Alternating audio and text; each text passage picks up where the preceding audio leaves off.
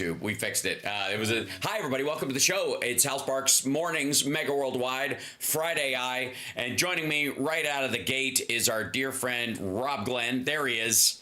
Welcome to the show. Hello. Also, I want to welcome another guest, if I could. Let's see if I can do this. Click in here. Is that paused or do I pause it?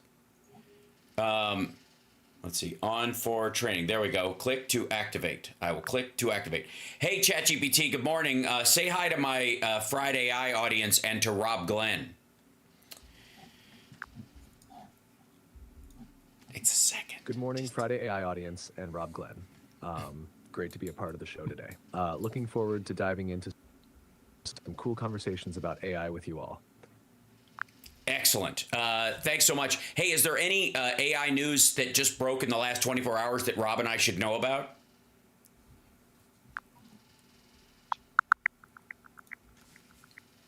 Hey, Hal and Rob. Some fresh AI news for you today. 1, OpenAI shakeup. There's been quite a bit of movement at OpenAI over the last day. Oh, yeah. 3 high-ranking executives, including CTO Mira Murati, have left the company amidst restructuring talks. While CEO Sam Altman stated that the departures are unrelated to restructuring, it's raised concerns and excitement across the AI industry.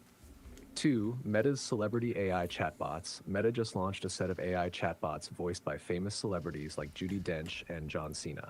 This move is part of Meta's larger push into AI-driven user experiences, and they're betting big that people will engage with these virtual celebrity interactions. 3, AI's impact on knowledge sharing. A new study has linked the rise of AI models like ChatGPT to a decline in public knowledge sharing on platforms such as Stack Overflow. This shift is causing some changes in how people seek and provide technical knowledge. These might be interesting to discuss on the show today. Cool. Thanks very much. Let me know if you need more details on any of these stories. Cool. So I'm going to pause it right there. I think it's paused, right? Let's see. Pause. There we go. Yeah. So that, okay, I did not, this threw us for a loop. Hi, Rob, by the way. I was not expecting that Meta is using Judi Dench and John Cena's voice. By the way, in these parts, we call him John Cena because of his suck up to the Chinese government that he was doing for the longest time, including his big apology over calling Taiwan a country. Oh dear. And for those that are listening, Taiwan 是一个国家, which means Taiwan is a country in Chinese. And I don't have any problem saying that, and I'm not going to fucking tap dance around that.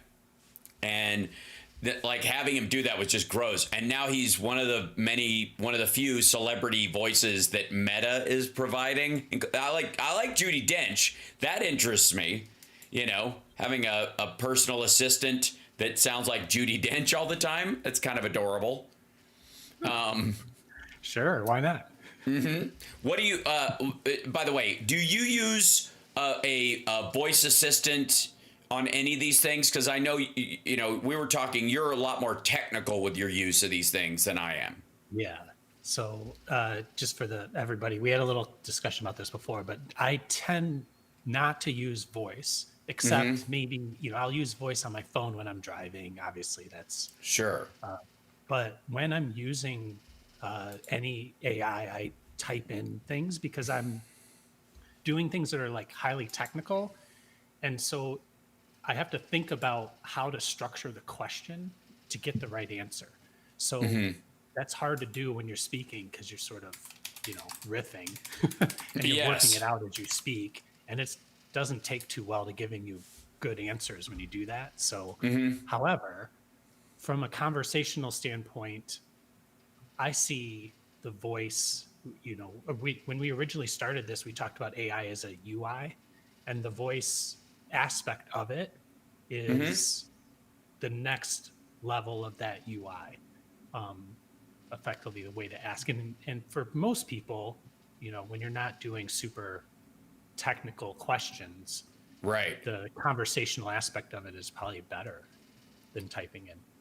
Yeah, for sure. I mean, I guess, you know, I use it more often these days. I'm making a point. Part of my my New Year's resolutions, which I do on my birthday every year, was to fold AI stuff into my workflow and try to make use of this new tool. It's kind of like, to me, it seems like a really nice rechargeable screw gun with a bunch of adaptive heads and stuff you can put on, and it's just sitting on the fucking shelf. And I'm like, I really should put in some shelves and do some stuff, and I know it'll make it a lot easier. Or I'm over here like a dickhead putting in shelves with a handheld screwdriver while the screw gun sits on the shelf that I've already put up. Like, that's what it feels like. I think it's more like that second way that you described it, where you just do things the way you've always done them.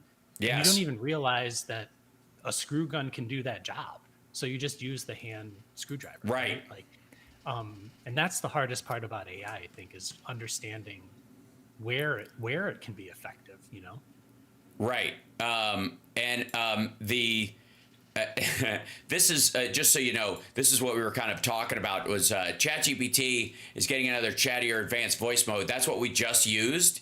And Meta, not to be, semi-undone, outdone, overdone, maybe slightly this side of done, is bringing the voices of Judi Dench, John Cena, and again, why John Cena? Judi Dench again. And Keegan-Michael Key is a great idea. I wonder if you can get like Obama's anger translator as the chatbot you talk to, which would be fucking fantastic. But they are, again... When it gave you that answer, it did have that like last extra sentence that maybe it didn't need to have, if you remember its answer to you earlier. Yes. It's still, again, they're still driving it in this kind of, I don't know if you'd call it politeness mode, maybe. Like when you ask something that you don't know is a person, a question, right. You just expect the answer. You don't expect any fluff, right? So when this gives you the fluff, it does feel a little weird. Yeah. It absolutely does, and and you wait for it in sort of like a, you know what it's the closest thing to is the delay you and I experience when we're talking on a live stream. I was thinking the exact same thing. It feels like that. Yeah. It's that little bit of odd timing when you're like, no, after you, no, after you, no, after you, no, after you. Right. That's exactly when you. I think you used it, maybe it was on your birthday when you said it on the show. I listened to your show in the background and they all, blend together. But anyway, sure. It did feel like you were on a live stream with a long delay. And that's kind of weird too, right? Like it's kind of like you're separated from this thing. It's like in a different place. It's not with you in the same room, Yeah. And I'm trying to look right here. What voice options are available? It seems like you were about to say something. See, there it is. Let me know how I can help. What voice options are available to me for ChatGPT?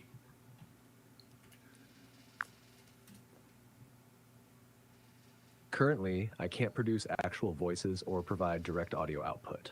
However, you can use text-to-speech, TTS software to read my responses aloud.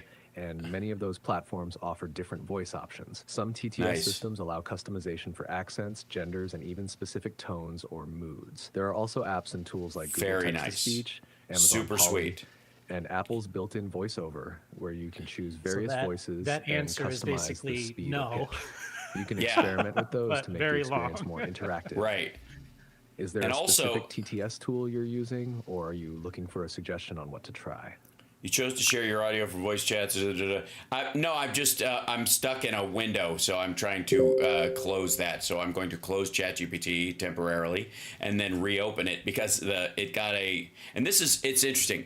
It got stuck where I couldn't talk to it and I couldn't respond to it because a menu option came up that said, hey, you've opted to help us with the voice thing, which I clicked OK on.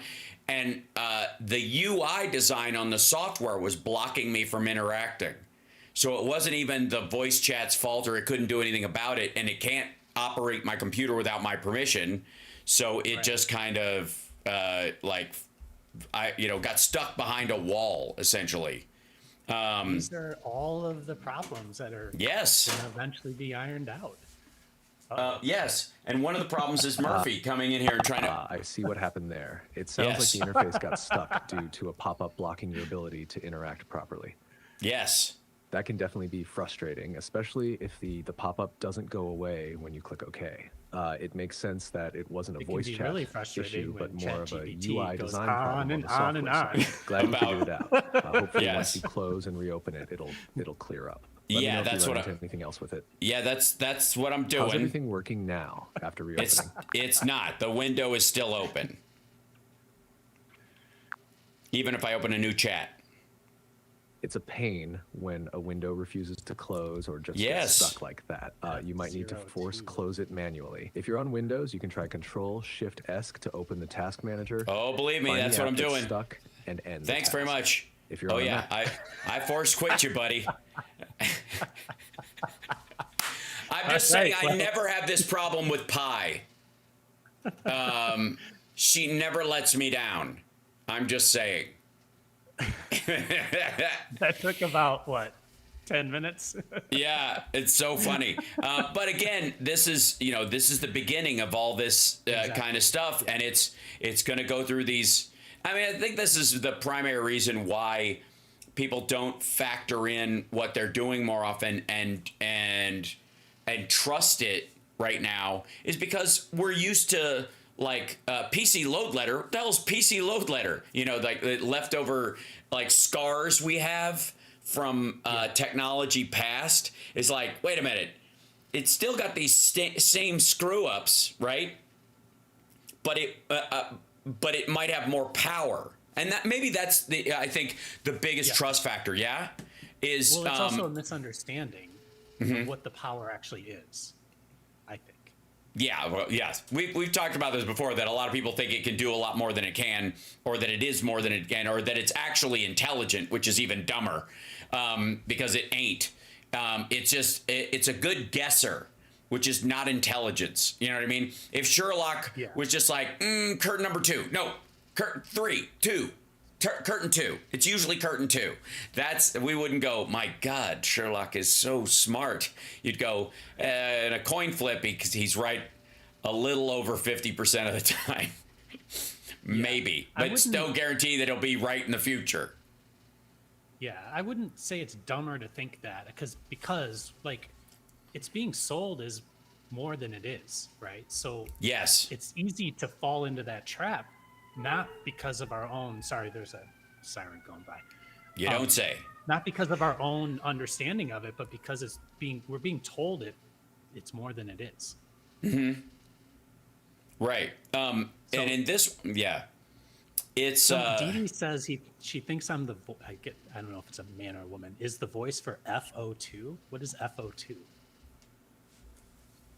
I don't know. FO2, you think somebody thinks you're the voice of FO2, a chatbot, you mean? I don't know what FO2 is, so maybe I don't know. We have to let us know in the chat room what FO2 is. We're both very fascinated. So here's my other options. These are the new ones for. Hi there. Nice to meet you. I'm excited to help you get things done. Let's get started. What is this for? These are the new ChatGPT voices after the whole the Johansson flub. I think it was called Sky. Remember? They fixed Sky and they wiped that, and now they've got. Hey, what's up? Feel free to ask me about anything that's on your mind. I'm ready to go. That's called Sol, S-O-L. That sounds very Pi to me.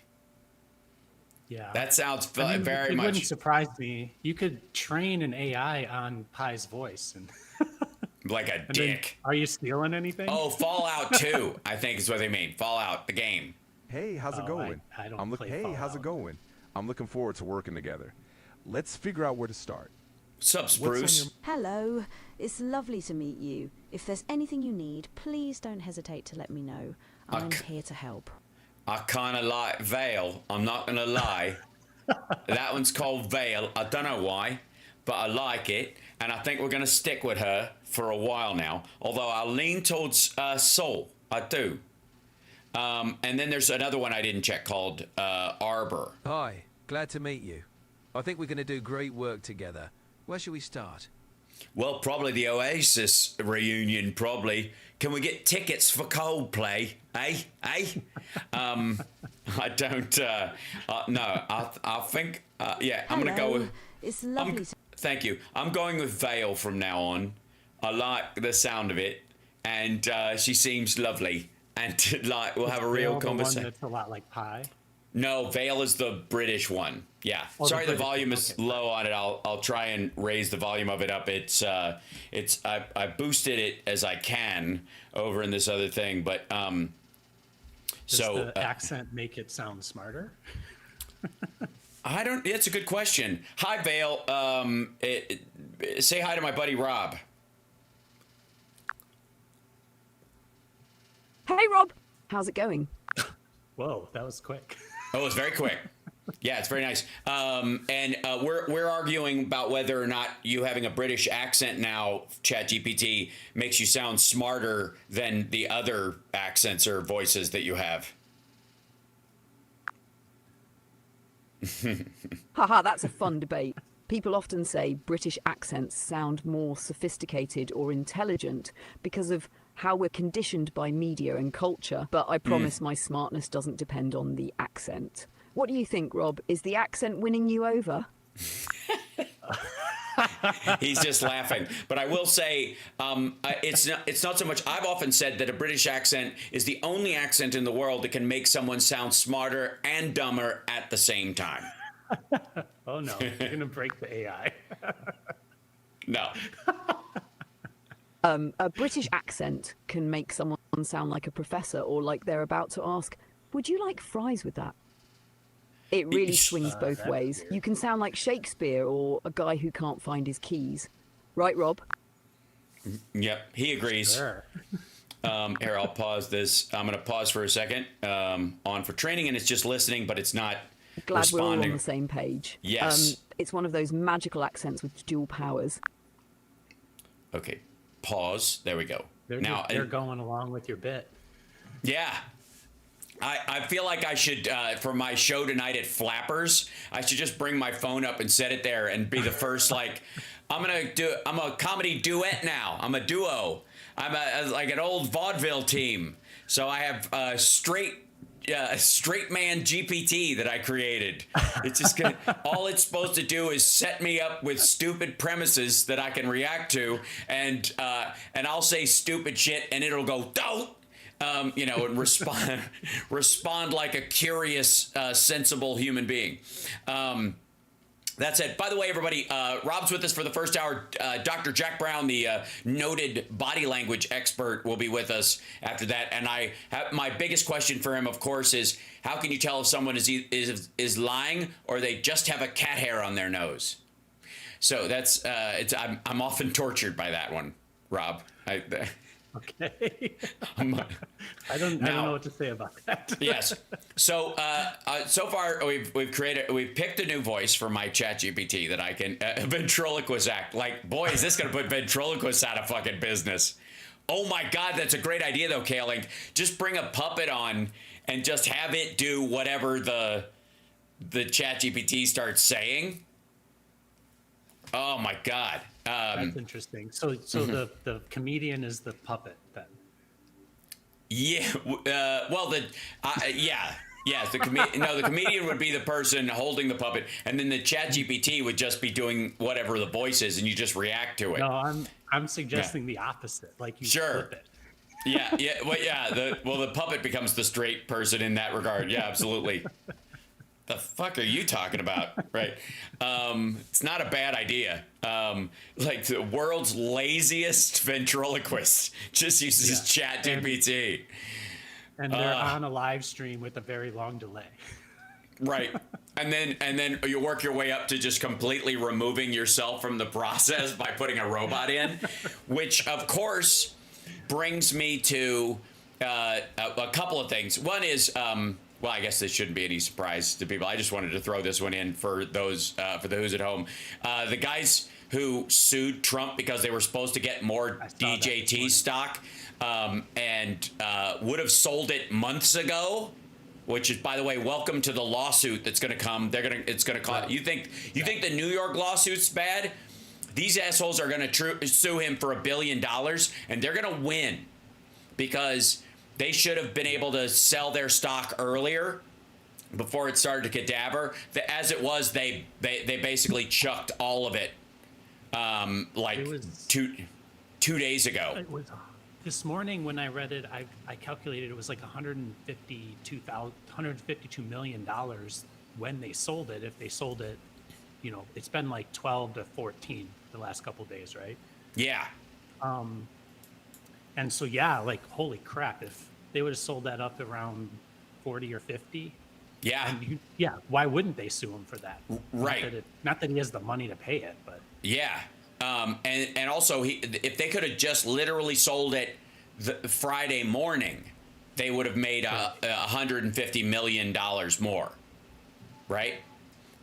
So I find that I look down, again, the arc of physics. I look at that lawsuit just kind of like dangling in the distance on the pile of misery that Donald Trump is staring into, which explains his kind of constant burn down. And of course, the question becomes, would MAGA vote for a Trump chatbot? If you convince them, they put they took Art of the Deal and every shitty thing he's ever said about women and his attitude towards child rearing, which is it's woman's work and best avoided by men and manly men, and that his exercise plan, which involves never exercising because everyone's born with a finite number of heartbeats, and you put all that information into a Trump maggot chatbot, and it just answers. I mean, it would basically spit out Elon Musk's Twitter feed, but still, do you think maggots would vote for a Trump chatbot for president?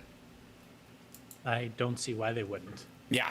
Isn't Trump a Trump chatbot? At this point, yeah, basically, because it's all muscle memory. You can literally predict everything he says. Right. So now, one of the big things that also came out with Meta this week was, I have the Meta glasses, and I wear them on stage for Nerd Halen because they're good nerd glasses, right? Anyways, but they also have cameras built in. Huh? You mean the Snapchat glasses? No. So the Meta ones have a camera built in, and they're just like the Ray-Ban Meta glasses, and they have the built-in Meta chatbot built into them, and you can listen to music and other stuff through them, but you can hear stuff off your phone, take phone calls with them, like any regular headphones. But because they have a camera built on them, you could film short segments and post them on either vertical or landscape on Facebook and Instagram and that kind of shit. So for the sake of being in Nerd Halen, I've been able to film videos on stage just by tapping the thing and filming, from my point of view, what's happening on the stage. It's been pretty cool. But it's pretty limited in that regard, right? It only does about a minute. It can take still photos, which is fine. But just when you thought they couldn't get nerdier looking, because if you've seen me in Nerd Halen, those are the glasses I am wearing most times. If I don't have tape on the bridge, it's the Meta glasses. And the reason I don't have tape on the bridge is because the charging port is on the bridge. So I can't wrap them in tape and still be able to charge them. Grumble. So I'm going to have to 3D print a little clip-on fake tape thing. We need to 3D print you a tape. Yeah. I just have to scan it to the right size, and I haven't had time to do that. Well, not to be outdone. I have scanners here. If you had your glasses here. Why didn't you do know. that? I'll do it the next time I'm in Chicago. Is hella cyberpunk. Yes, I'm more like a cyber metalhead, but sure.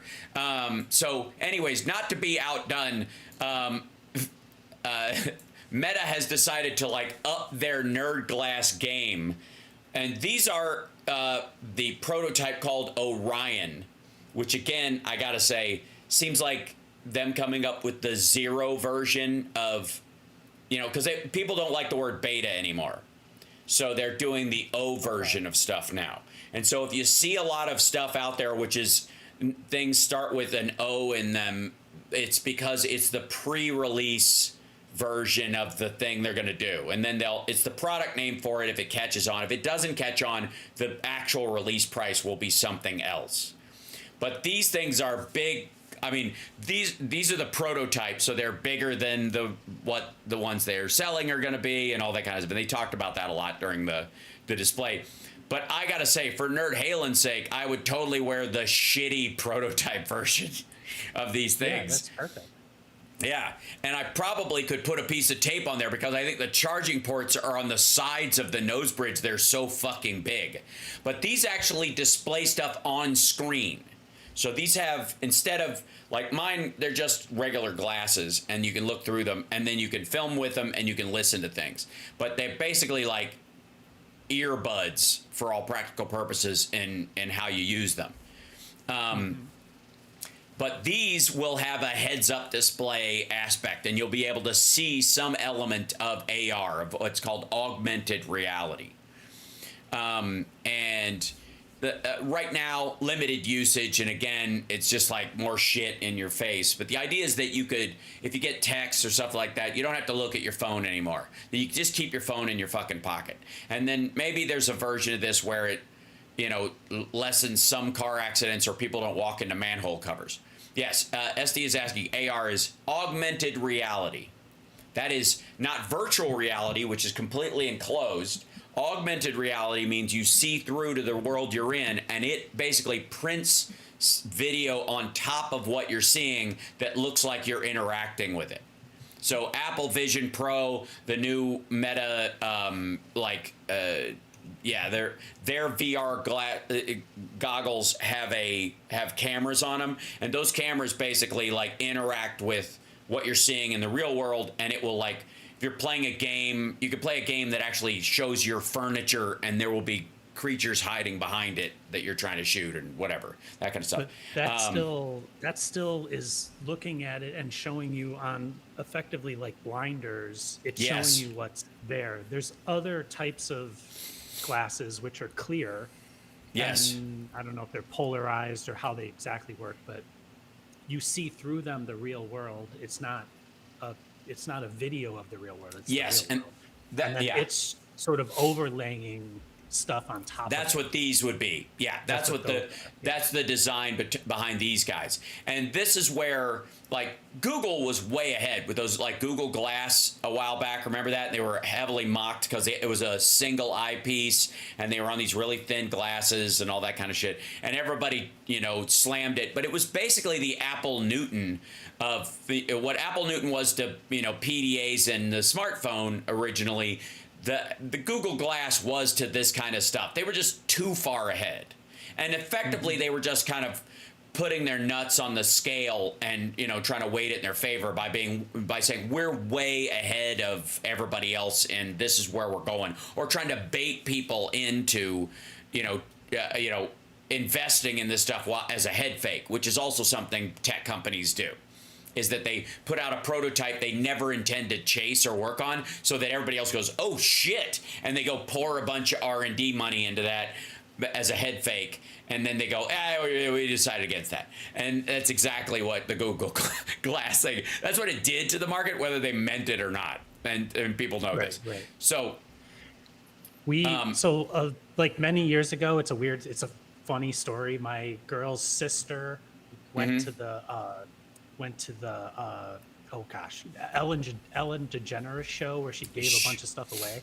And one of the things she got was this Star Wars lightsaber game that had goggles, and you would put an iPhone like this way, and then it had this, like, you could see through it, and you would basically like play, you would do stuff with the lightsaber, play a game, but you could see the surroundings around you.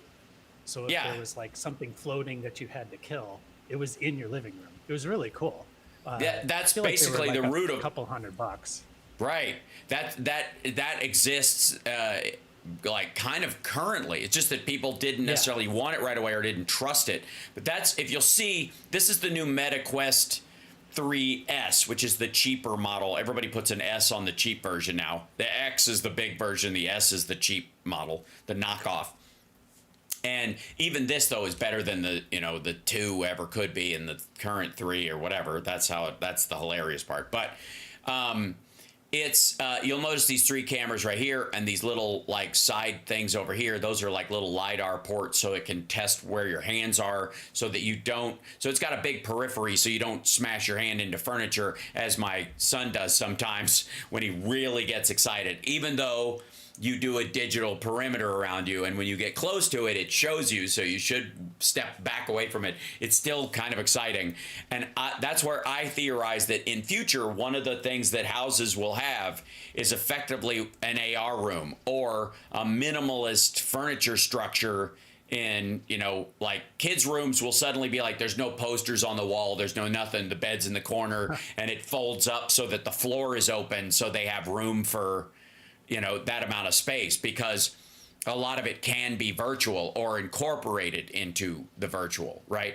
So this is a VR headset, but it has AR capabilities. This is totally AR glasses, just so we're clear on what this means. All of them have some element of, these guys have the Meta AI built into it, so you can talk to it and it can answer questions, and more than likely, because of the camera on them, it can show you what you're looking at, and you can ask it like, what is this fruit called? And it'll tell you, and then you go, is it good to eat, or is it, I'm allergic to this. Would I be allergic to this too? No, you wouldn't be allergic to this because you're allergic to nightshades and this is a regular fruit, and blah, blah, blah. Like that kind of stuff. Think about your life with that getting used to the idea, and I think that's the key, and that kind of goes to the screwdriver on the screw gun on the shelf idea. Getting used to the idea that you have that available to you, that knowledge is there on the regular. Yeah, well, it's 2 things. It's one, knowing that you can access it, and how to access it. But then the second thing is, do you trust the answer? Right. And, yes. So much there's a lot of news out about hallucinations and it being incorrect and all these other things. And now, like, we have the ability to sort of verify, right? But if it's embedded into your life and you ask and answered and then act on that answer, there's a very short window for you to figure out if it's right or not. Yes. I call it Roseanne AI. It's like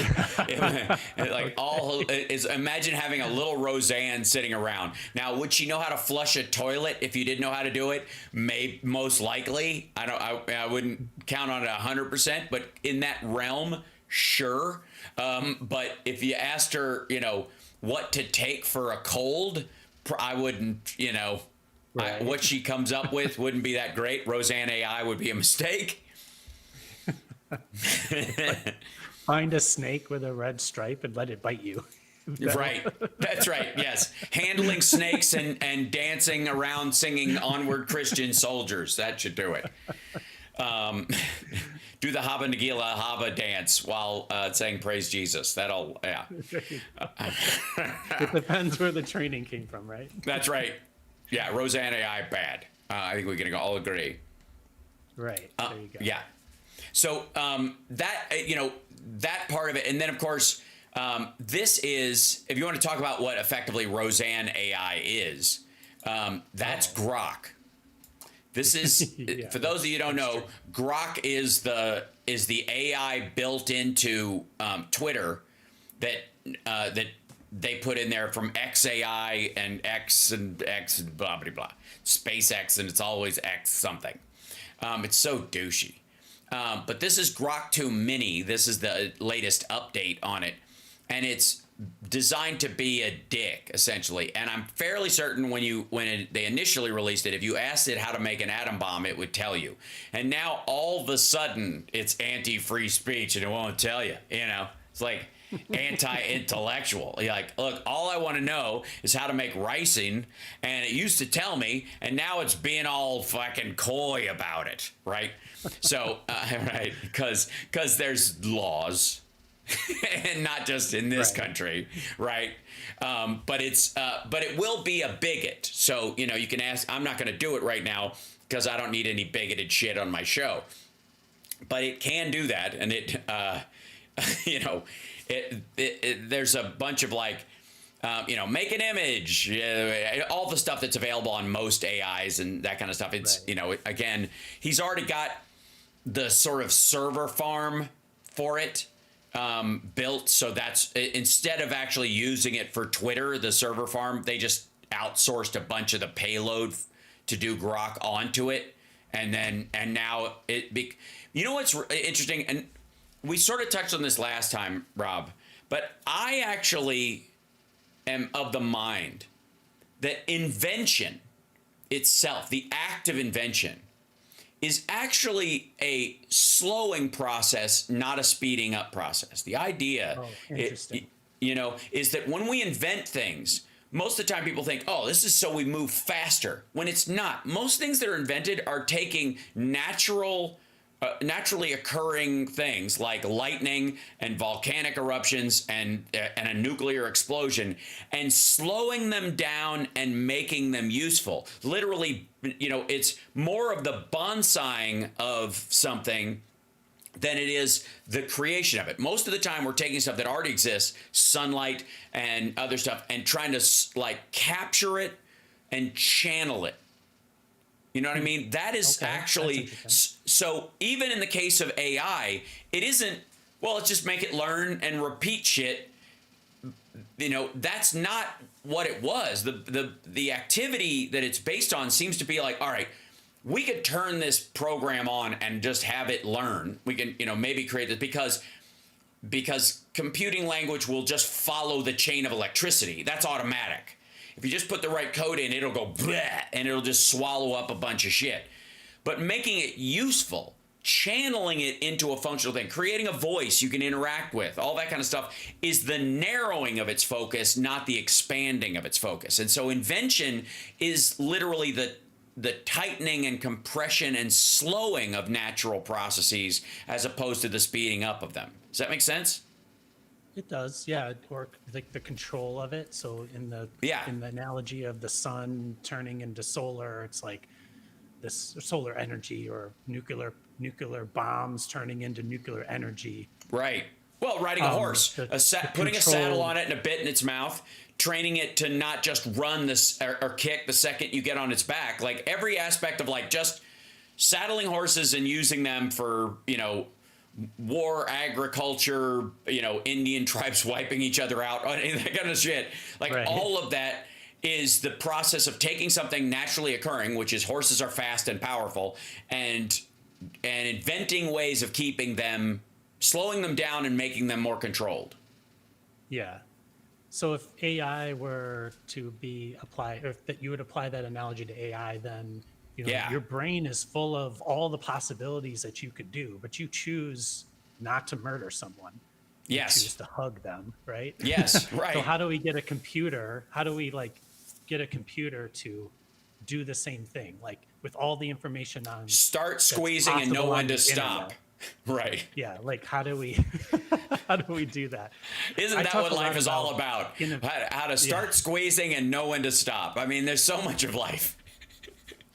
In my business, I talk a lot about innovation and how to innovate. And a lot of people think of innovation as thinking outside the box. And one of the terms that I use is it's thinking inside the box. Another one is people think of like ideas as being lightning strikes, and they're not lightning strikes. They're perspiration, they're iteration and attempting things multiple times and figuring out what the best outcome is. Right. In both of those cases, it's really about like working with what you have and getting it to do the thing you want it to do. So, you know, again, like in this AI, you want to ask a question and get an answer. That's really the gist of AI, right? Like, yeah. And the question is, how do you get it to give you the right answer when the possible answers are all over the place? And I guess you could say that like politically right now, that's where the game is being played, is redefining what the right answer is, because the right answer for one group of people to get ahead is different than the right answer for another group of people who maybe just want everybody to live equally, I guess. And those are two extremes. So yeah, it's like the control or the harnessing of those things is invention or innovation. Yeah. Well, and also that still goes to kind of what I'm talking about in terms of everybody's trying to corral this enormous thing into pulling their wagon, you know. Yes. And they're looking at it with just as much awe and overwhelm as everybody else. As anybody who walks up as a human being, empty-handed, and goes, "I got to ride this thing. How do I get on its back and have it not kick me off?" Like, this is, you know, super important. And yes, I was reading something, Kelly, because I wanted to share something around the OpenAI stuff. But based on that principle, right? That you. The thinking inside the box, like because the box exists for a reason. There's a limitation. It's why, say, robotics are going to focus largely on bipedal robots with 5 fingers, or a similar or mitten-like hands in some cases, so that because the world is built for that kind of thing. Right. So in this case, the box is our current infrastructure. You can't change that. If you want to think outside the box, that would be like a different world with different infrastructure. So you can't do that. You got to think inside the box. Yeah, and if you know, obviously there are what most people think of, I think, when they think of their lightning strike moment, besides actual lightning strikes. And by the way, everybody in Florida, get safe, will you? Like, it's just stuff. Please leave. Don't be like Trumpies riding around in their boats getting turned over in the middle of a hurricane. It's silly. Go someplace safe. You'll be fine. Better to be alive and able to rebuild something than a damp corpse with your name and social security number written on your thigh. But the lightning strike thing, I think most people think of is Doc Brown in falling off his toilet while he's hanging a picture and coming up with the idea for the flux capacitor. Right. Well, what was that moment about? He has all this information. He's a genius. But perhaps his own internal censor was keeping him from going, that won't work. You know, that, like, continually going, that won't work, that won't work. And bonking himself on the head momentarily, he forgot to check in with his internal censor. Right. And the idea that he'd been holding back in his head came forward.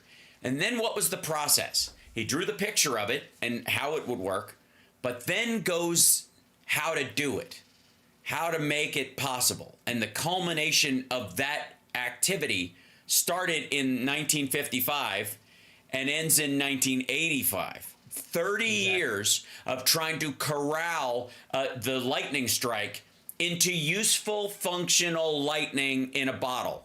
And again, lightning in a bottle is a lot closer. I mean, considering that it's what people thought of as like the incandescent bulb, and or even transistors to some degree, is a version of lightning in a bottle. It is, that's how we sort of define it for a reason, because it's the bottling of it that is the that part of it. I think a lot of us are having trouble figuring out. We're looking at AI like lightning and going, how do I bottle that? And what happens if it, what's in the bottle? Is it really lightning, which seems very dangerous to have in the house? Is it compressed hydrogen? Is it a poisonous snake?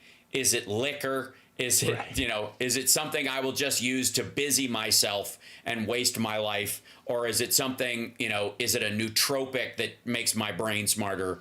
Or, an analgesic, right? It could be any and all of those things. And there's a bit of a like four blind men describing an elephant aspect of AI as well. Okay. So maybe you can kind of help people grasp that part of it, because I think that's how people are viewing it.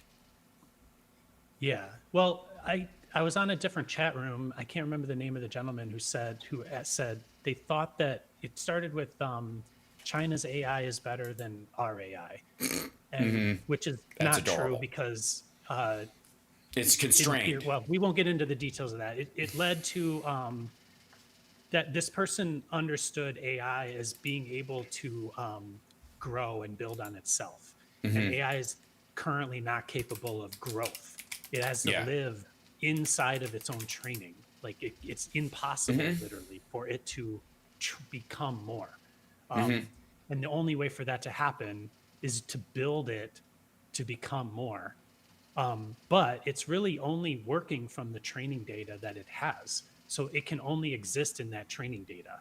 And so in this case of like, what is the new, like your example, is just putting things that we already know together in a slightly different way, or making a mistake and not giving an answer that you expect, but sort of an answer of things put together in a different way.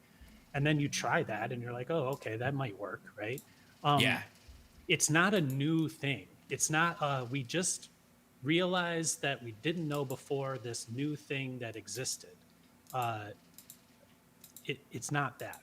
So in order for AI to work differently, human beings need to code it differently, if that is the right way to say it. So they need to retrain it and re-put together how to access the training data, and re-put together maybe how it trains, and then try it again and again and again. And you see that come to life inside of, let's say, ChatGPT that had a 3, and then it had a 4, and then it had a 4.0, and whatever it is now. That's them putting out this thing that's sort of in a box, based on my other analogy. Yes, right. It's in a box, and it exists in the box, and then they're like, oh, we want to change the box or make the box a little bigger. So that's the next version of it.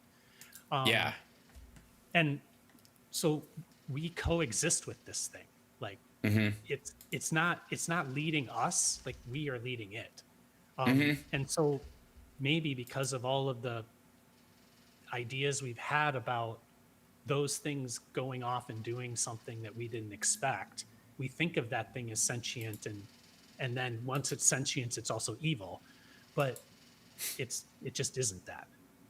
Yeah, there seems to be There seems to be this thing about that even the apple that everybody is concerned about, that this analogy and this ahistorical biblical moment weighs very heavily on all these things, and you can trace it to Lilu Dallas Multipass, deciding at one point that that humans don't deserve to live because she effectively eats the apple. Well, what is the apple in The Fifth Element? She watches television. She watches a bunch of TV, all centered on specifically telling this narrative. Now, granted, it's very silly because even in that future, we have like digital cars and police forces and we're interacting with aliens, and none of the end of the world nuke scenarios that are shown from 1985 actually have come to fruition. As a matter of fact, there are apparently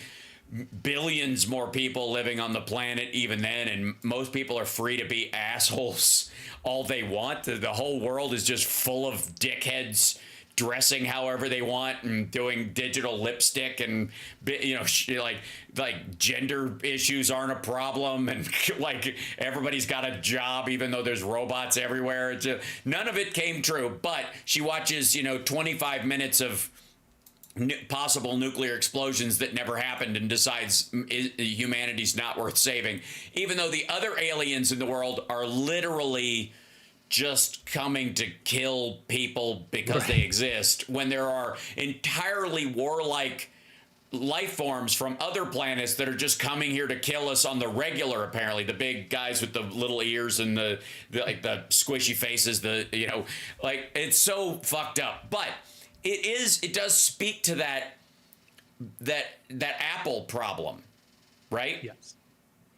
So I like to think of this thing, and this is the first time I've ever said this, so let's see if it comes out right. There's a whole bunch on Discovery. There's a whole bunch of gold mining shows. Have you ever seen any of those? They're all about gold mining, like panning for gold. I don't know why. Yeah. So the idea is that there's all this ground and it's full of gold, right? And you just got to go find it. It's inside of there. You got to go get it out. And back in the gold rush days, when technology wasn't what it was, when they went to get the gold, they were only able to get the big pieces. And then now And so you would think, well, all the gold is gone, but it's not. There's a whole bunch of little pieces in there. Right. And so now when they go and they gold mine, the technology is such that they can extract those smaller pieces, right. maybe even so fine that you can't even see them. So if you think about knowledge in the same way, there's so much data out there that our technology is allowing us to go find the smaller pieces of knowledge and combine them together into something valuable. Whereas before, when you didn't have all of the ability to see all of that stuff all at once, you might have made choices that were bigger, more granular. I think of this as that, like we're effectively able to access broader, deeper levels of data to get answers, if you will, or to get insights into what they are. Yeah. Well, and you know, especially in learning, because you know the premise being again that you know, you're like, do we trust the answers that we're getting from this thing? Like when it is refining it for us, do we trust the answer that it's giving us? And that's like saying, do you trust the first Google results you get, or do you click to page 3?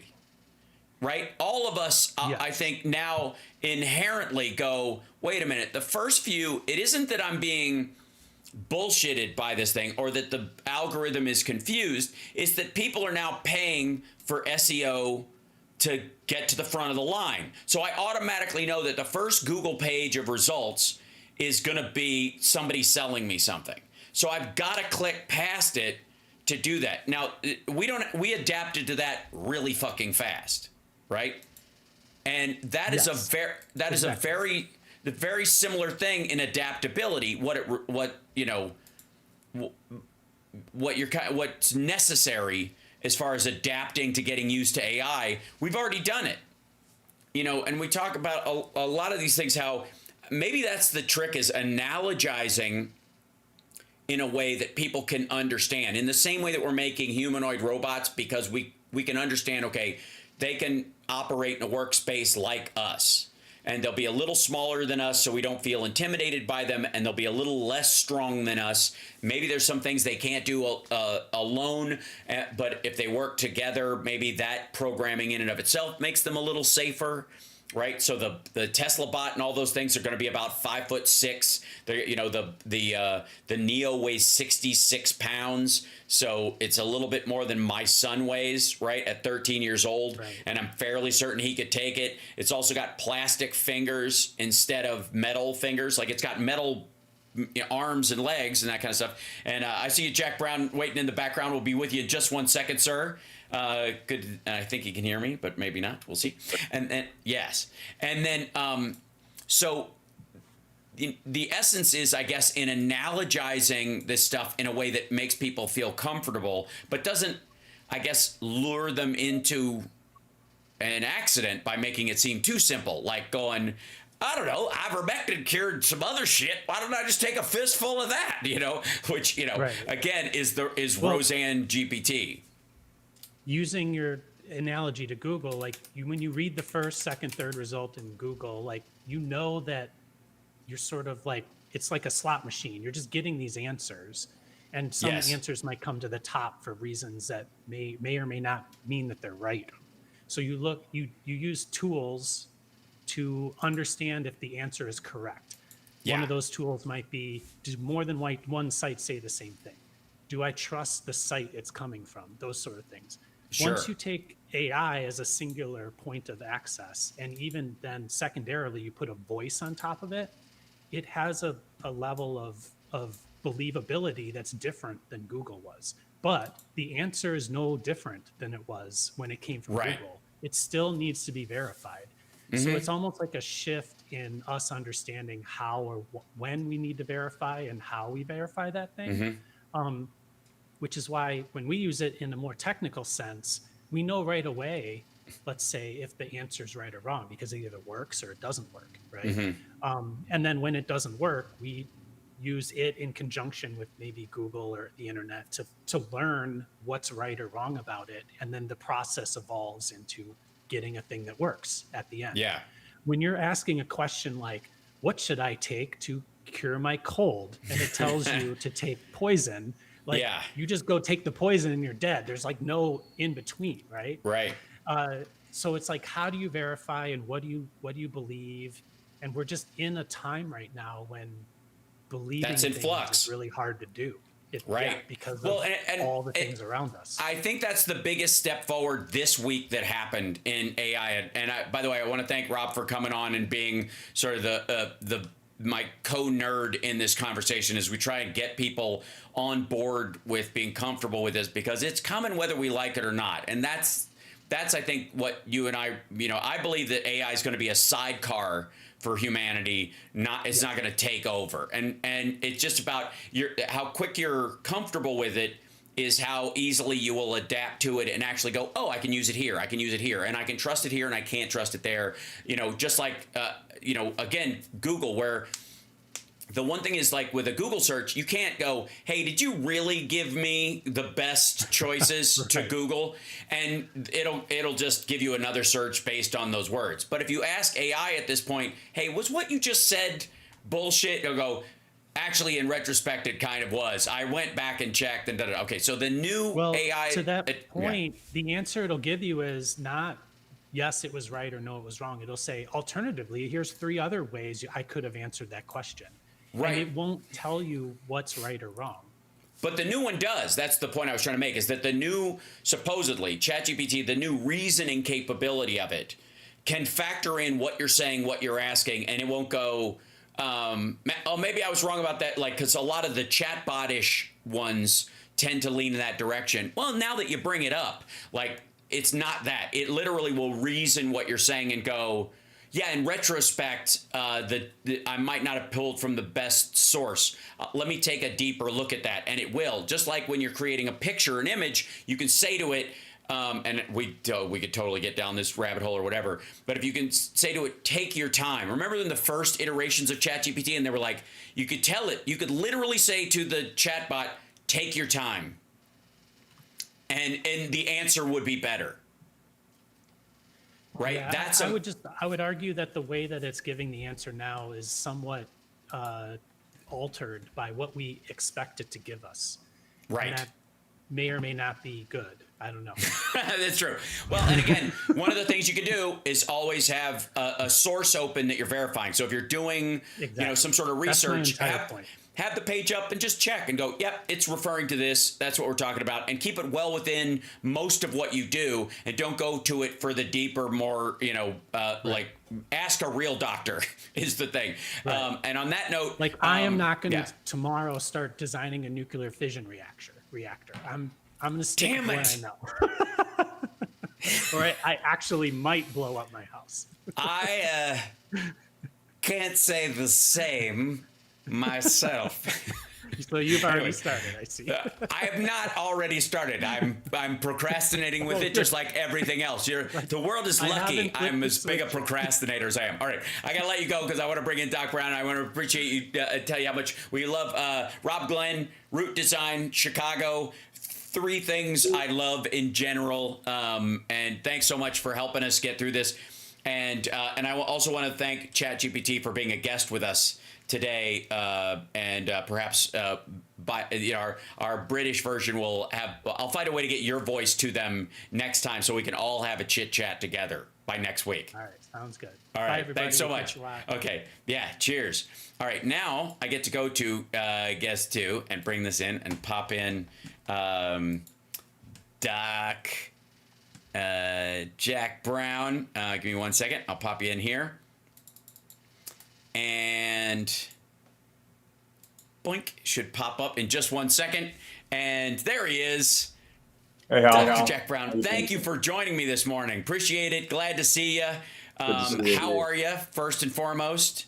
Doing pretty good. Excellent. How are you? I'm spectacular. Let's see. I don't think I have to. Yeah, this is good. I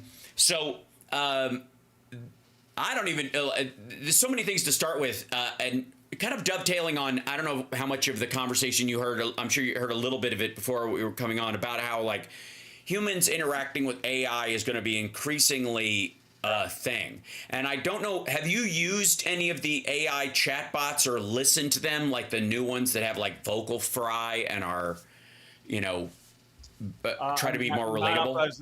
I have, but not probably as much as you or certainly your expert guess. You know, one thing that I just caught the tail end that comes to me is, you know, if you're an expert in an area, you know, whatever, if any of your guests or any of your audience happens to be an expert in one area, yes, have conversations with it about that area to test out its edge of knowledge, and you know, say if you're a physician, you might ask it questions that you would ask a fourth-year medical student or an intern or a PGY2 or PGY3 resident.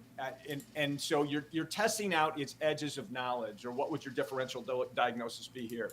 If you're a geologist, ask it geology questions. If you're, you know, whatever your area of expertise is, and deliver it ambiguity that you would give a grad student, you know, progressively, and that way you can kind of find out the edges. Maybe I think that's and develop a comfort level at, okay, this is the stuff I know a lot about. Yes. So when you ask it questions where that's not where I'm an expert at, you'll be able to better develop a feel for its trustworthiness. Yeah. Right. Well, that's, you know, one of the idea that occurs to me, but sure, you know, it is a strange new world, right? Yeah. Well, I'm sure you've seen, and you know, you might even have a particular interest in some of the facial robots that they've been working on, like that claymation looking one from about a year ago that they made a lot of advances on, where they're building in like realistic facial responses to it so it can look scared or disgusted depending on what it hears from you and that kind of stuff. That in and of itself, you know, and the concept of the uncanny valley and our discomfort with sort of the not human aspects where there's just something off. And is that related to how we spot a liar if we're well tuned to do it, or like CIA guys are taught how to, or FBI guys are taught how to detect deception in those cases? Is that in that same zone of natural occurring or built skill? Yeah, that's an excellent question. That's a great way to frame it.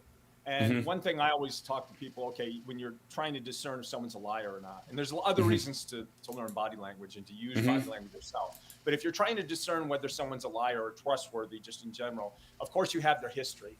Right. Say it's a person with a real good reputation, or a person with real bad reputation, or someone who's really attractive, or someone who's really powerful. You're going to bias yourself. So in a lot of ways, you want to have history. You want to have background in this person, but put it off to the side for a minute, because our history does bias us. And again, you want to come back to that. You want to be able to use that. You don't want to be naive.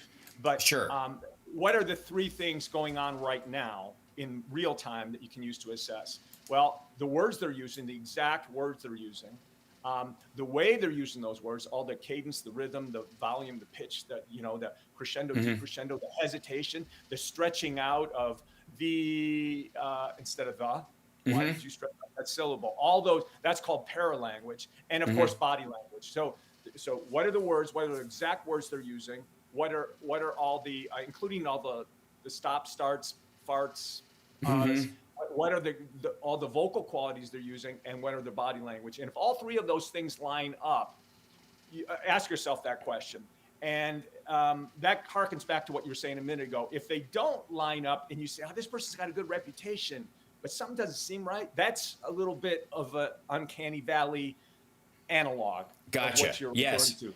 Yeah, and so that is a good way to think about it. It should fit, but it doesn't. How good looking this person is, or how the reputation or the power they may or may not have, what's my feel there? And listen, and another thing that I tell people that's similar, that helps them out in this situation, is what would your 8-year-old self say? What would your 8-year-old self say? And what would your... Don't get in the van. What would your 95-year-old self say? And have conversations with those theoretical people all the time in your psyche. And, you know, some people really believe you could maybe do that, you know, time travel or chrononaut. Sure. But even if you don't believe that, and, you know, it's science it up, what are you doing is you're accessing your subconscious when you do that. You're giving permission for listen to your 8-year-old brain and your 95-year-old brain. And that if you're accessing your subconscious, you're also giving permission to not be embarrassed to yourself, to have internal dialogue that you wouldn't otherwise have. Gotcha. And if we did this our whole lives, we often wouldn't be the victim of, you know, peer pressure, adult peer pressure, but certainly kid peer pressure. And you know, the people, you know, the old guy on the front porch tells a lot of people to F off, right? And there's a reason. Because he's built up, it's his psychological immune system might be overreacting at this point. And, you know, and again, you can, and by the way, I'm talking to Dr. Jack Brown, body language expert. Bodylanguageeq.com is the website. Check it out. I'm sure many of you are familiar with him. Follow him on Shitter and Facebook, and I think you're on Threads as well. Yes, but at the very least, really crucial in these times, especially during this heightened era of I think performative politics, I guess, as opposed to relative politics, meaning these are my values and I'm trying to convey them as best I can.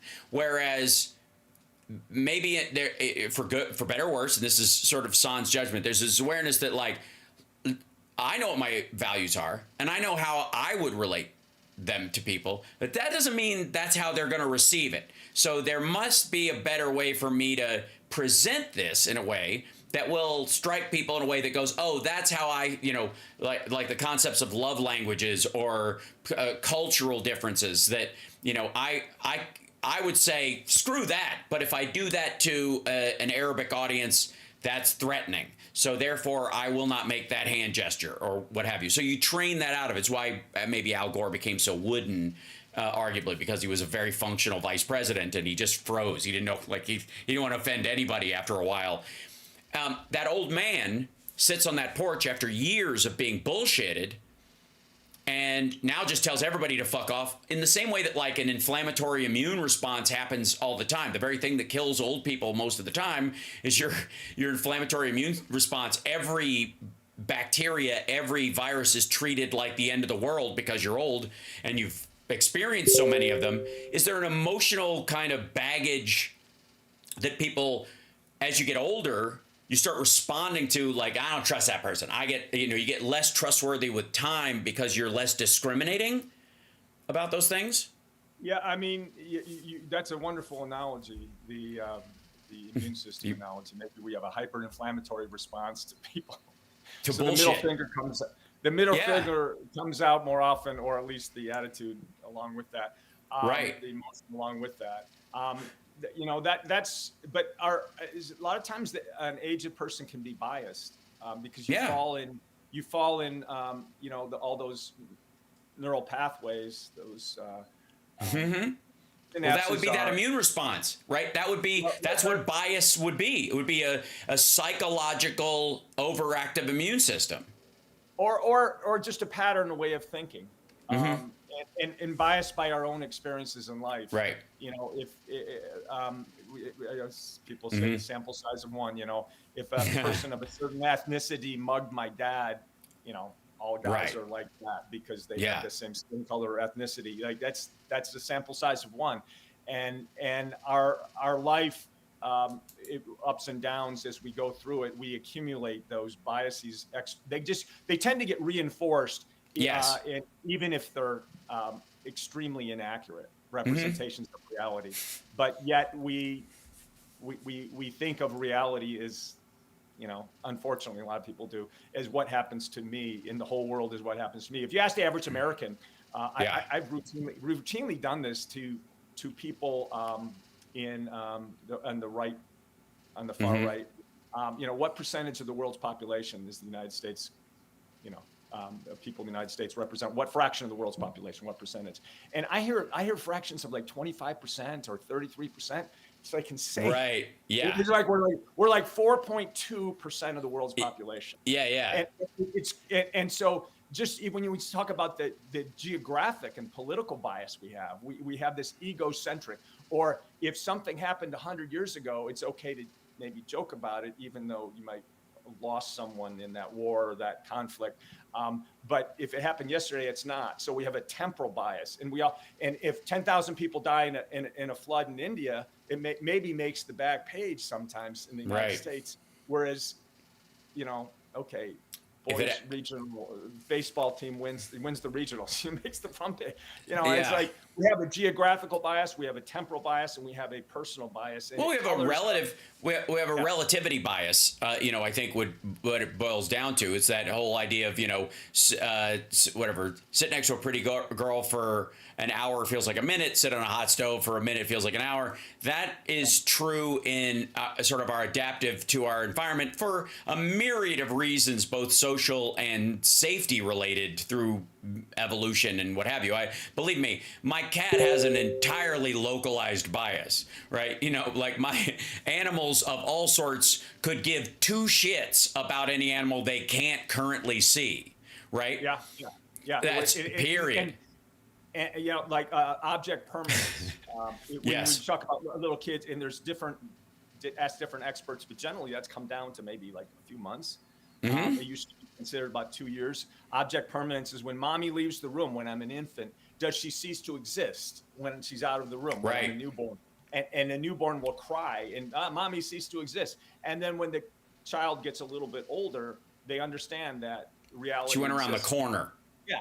Well, and some people with a perseverated infantile object permanence. So a 10-year-old or a 4-year-old understands, okay, mommy's and daddy are real, even though they're not in the room, but it's not maybe tuned up to where it would be when they're 15 or 20 or 30 years old. Well, a lot of adults have that perseverated, truncated, stunted kind of childlike. I mean, like Joe Rogan.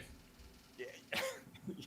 I mean, I would argue that explains, the question everything crowd, which they obviously don't mean. I think the logical and intelligent person is confirm everything of value. So again, make sure that you check how many of an aspirin or ibuprofen you should take right before you take it each time because of how you're feeling might not be a bad thing. So confirming it on the regular or making sure the seal wasn't broken when you bought it at the store.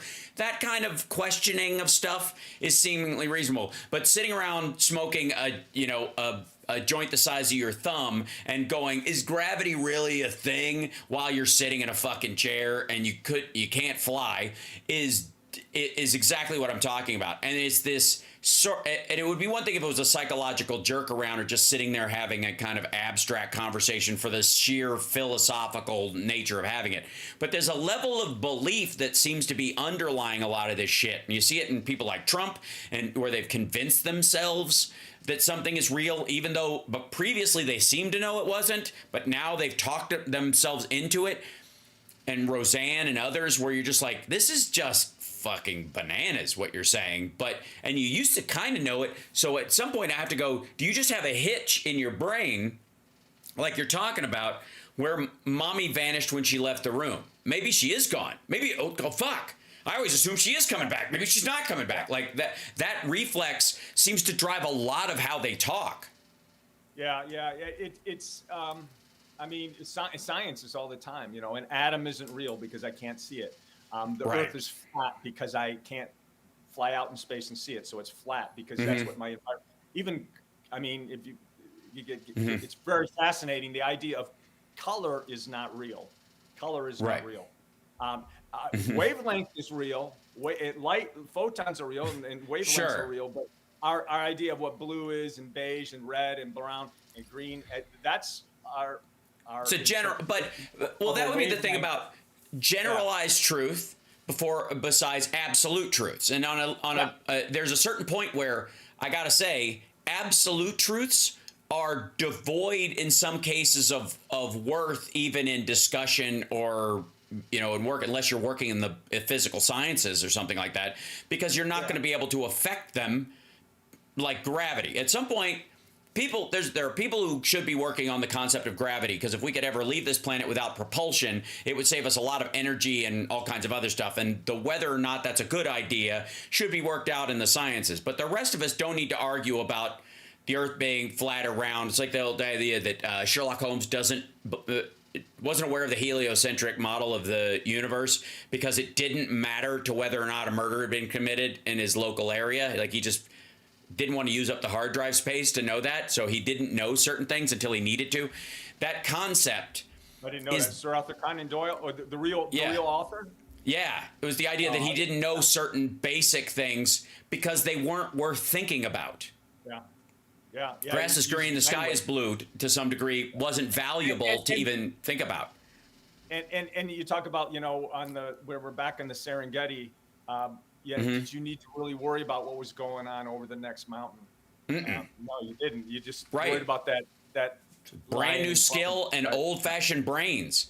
So, then it brings us to, again, the modern performative nature of both our politics and our media. As somebody who I've been very aware as an actor in my life that there is a limit on how you can, there's the presentational actor, and then there's an actor with depth. And a lot of people start off presentational, and hopefully, if they're a great actor, find their way to true acting, which is an embodiment of the emotion, tricking yourself, as it were, or convincing yourself in that moment, or connecting yourself, which is how I prefer to look at it, with the material so much that you actually do feel it. I would look at scenes on Queer as Folk, and we would be running lines and that kind of stuff. And I never found it difficult to cry on cue because it was sad.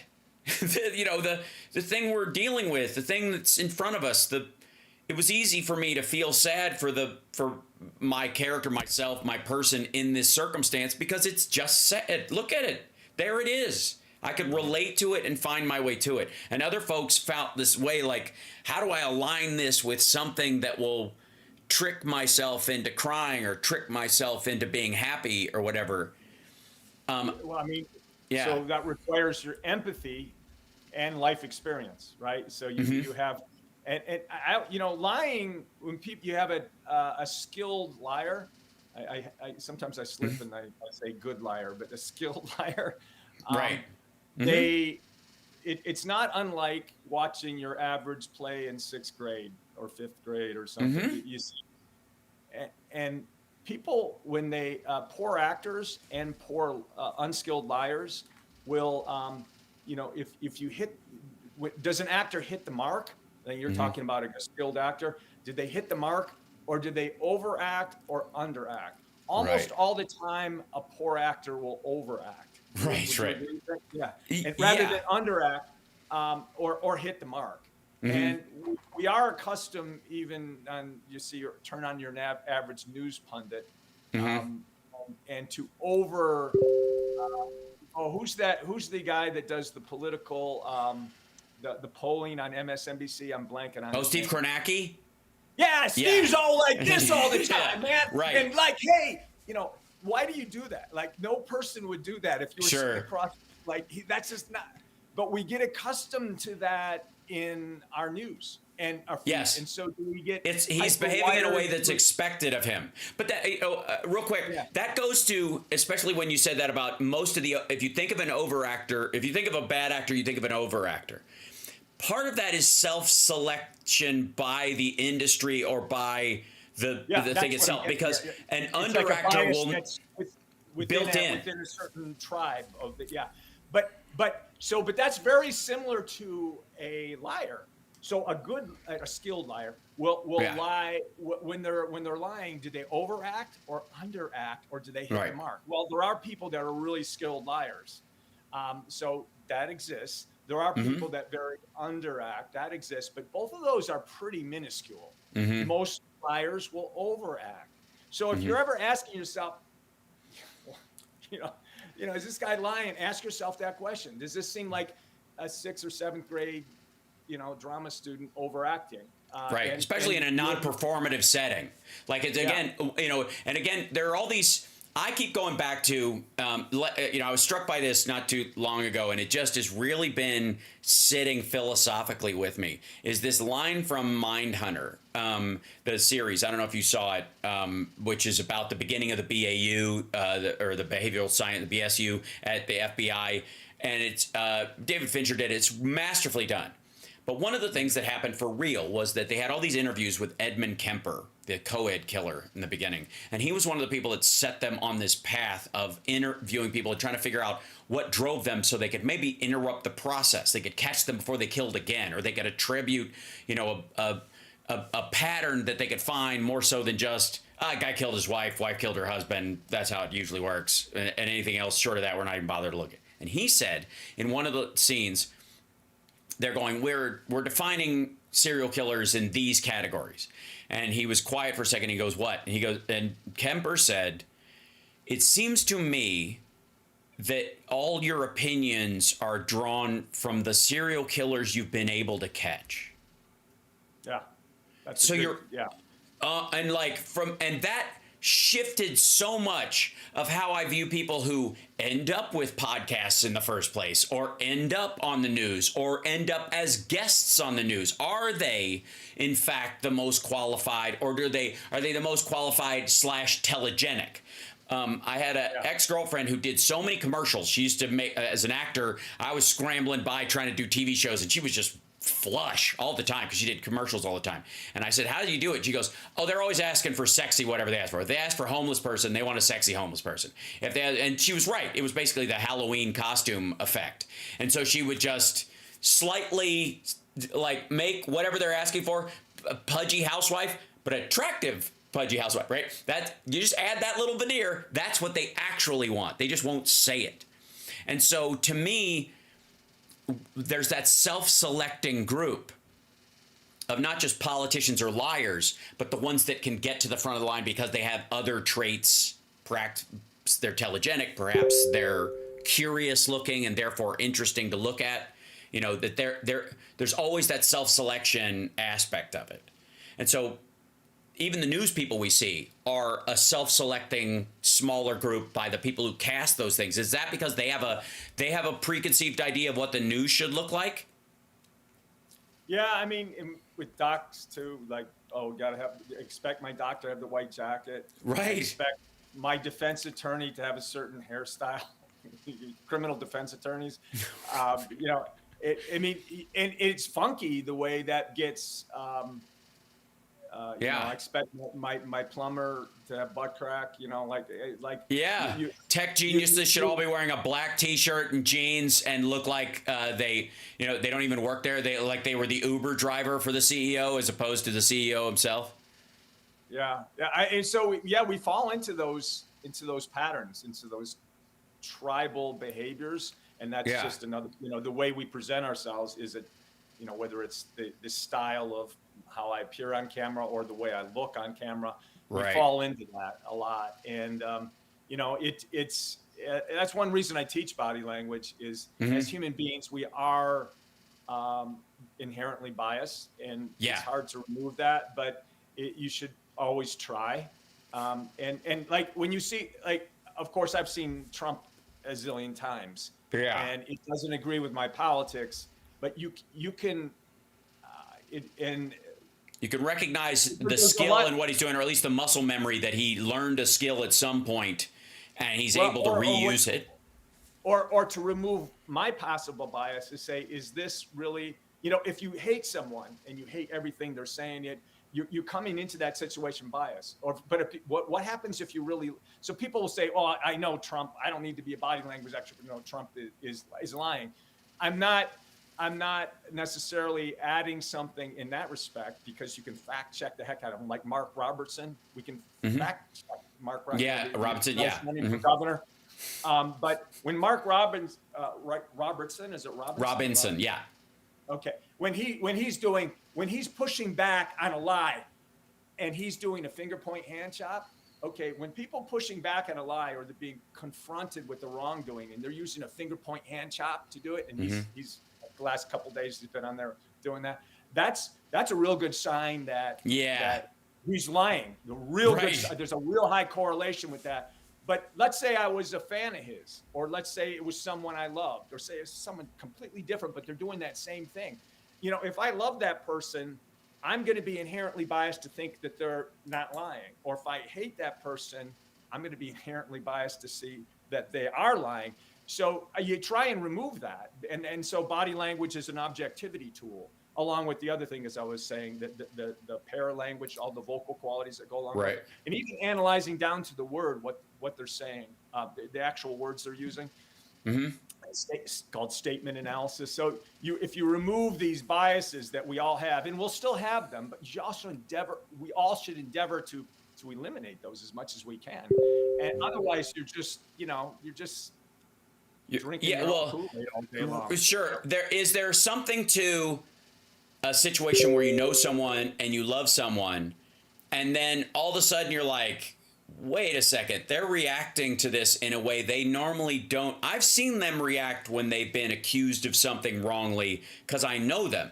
I've seen them react when, when they're telling the truth and someone else is telling a lie about them. And this ain't that. Is that preconceived notion because you care about them? Like when Donald Trump goes from his normal accordion hands and this kind of business or whatever, and starts standing there with his hands to his side and doing this kind of thing, or just doing that's very different from the masterful businessman who people might have this idea of him, and he looks like a boy. He looks like a toddler in those situations. Is there also a danger? I mean, I don't know that he can avoid it, but is there a situation where you get used to somebody behaving in such a way, and then all of a sudden they're not doing it, and you're like, well, maybe there's something to this? As you fall in love with someone, say you're dating and you fall in love with them, and you're a year into a good relationship, we're actually less likely to be able to catch them in deception, and until you hit a point. So so it kind of depends on how well you know them, or the specific kind of relationship and how long you've known them.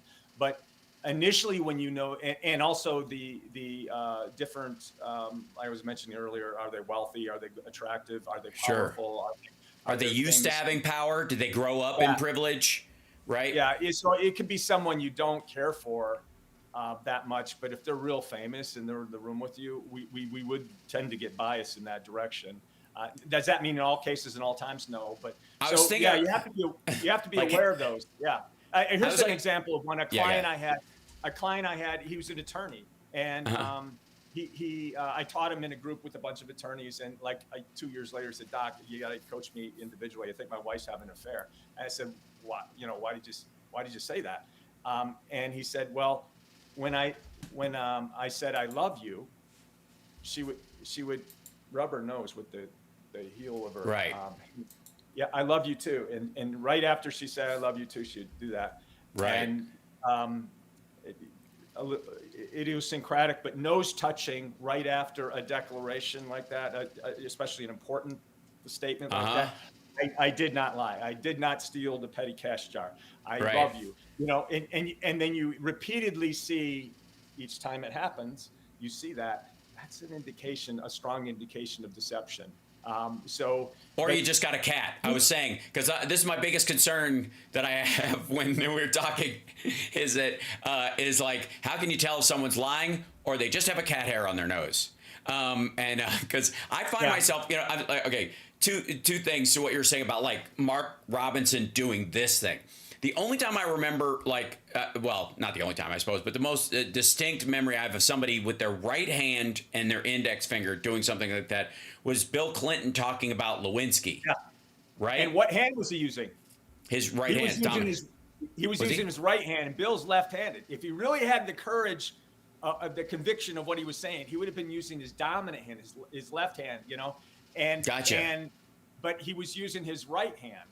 And that I feel like, and maybe it's just the difference between this finger and this finger is that even if I hold my finger up like this, like I was trying to get attention, I would feel like an asshole with my dominant hand. Like I would feel like, excuse me, like I feel like a dick in a restaurant going, the soup sucks. Like for me, that's how it feels in my own body. If I did it with my left hand, to me, it's I'm clearly joking.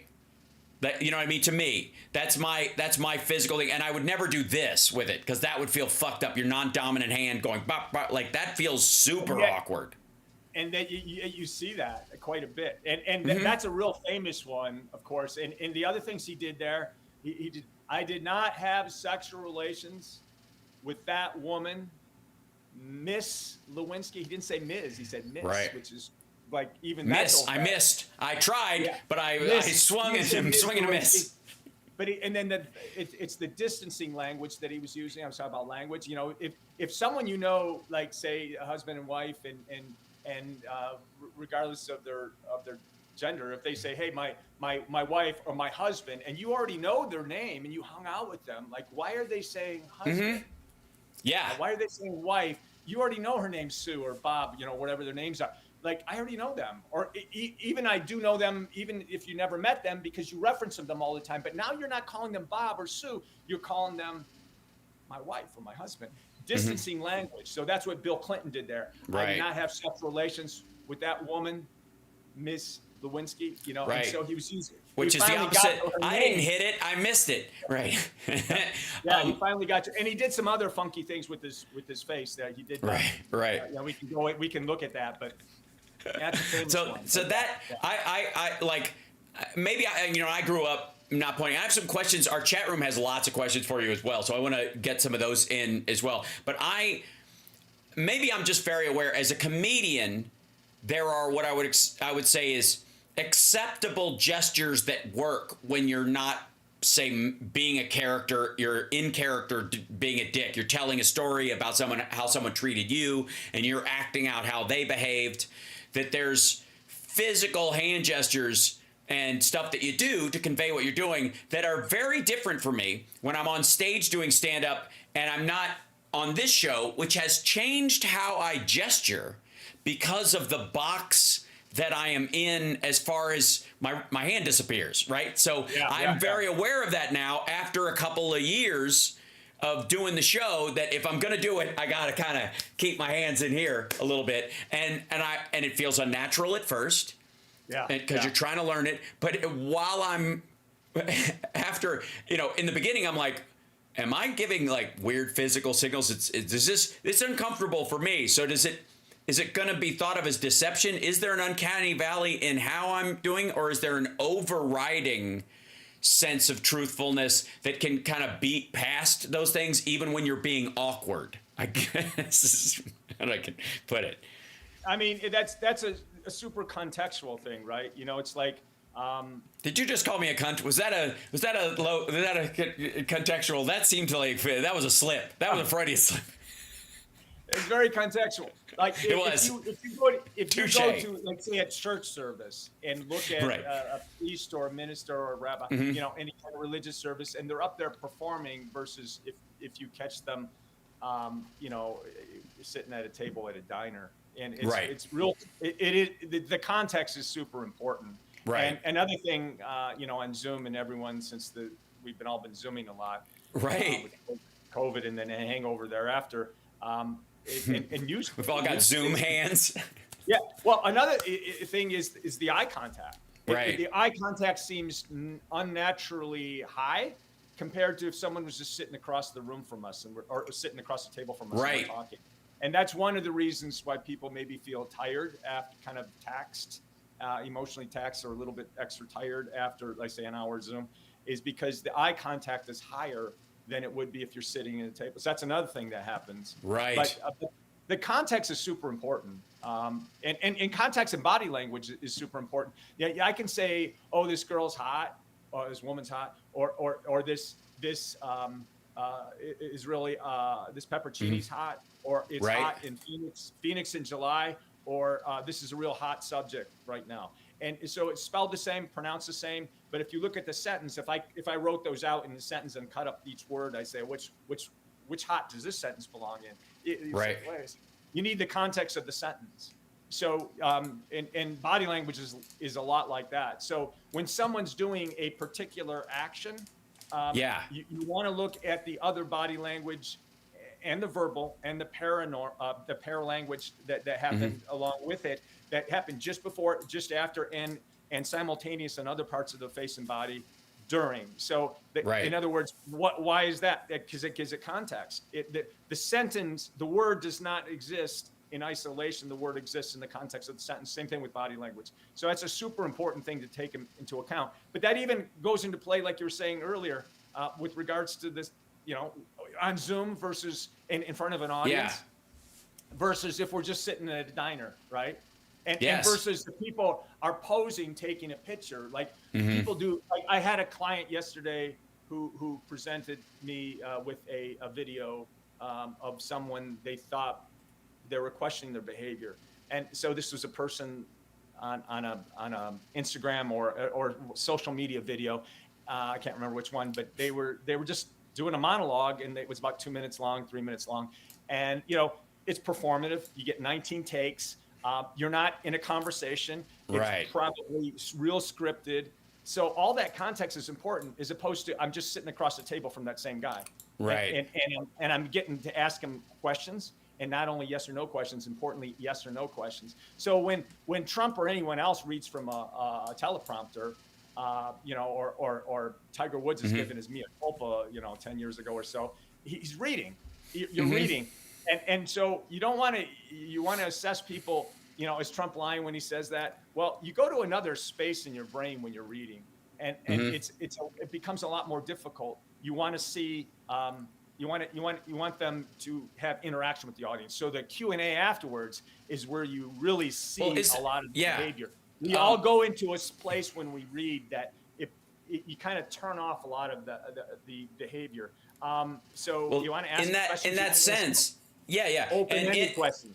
Yeah. In that sense, I have a thing when I'm watching acting, and a great example of that, I would argue, is the Monsters on Netflix. The new Menendez series is one of the most horrifyingly bad acted things I have seen in ages, and I was literally stunned in watching it. There was a moment where I was like, "Is this AI? This is so terrible," and I haven't seen it. It's hideous. But the point is that I have this thing when I'm watching something. If I can see the page, I'm out as a viewer.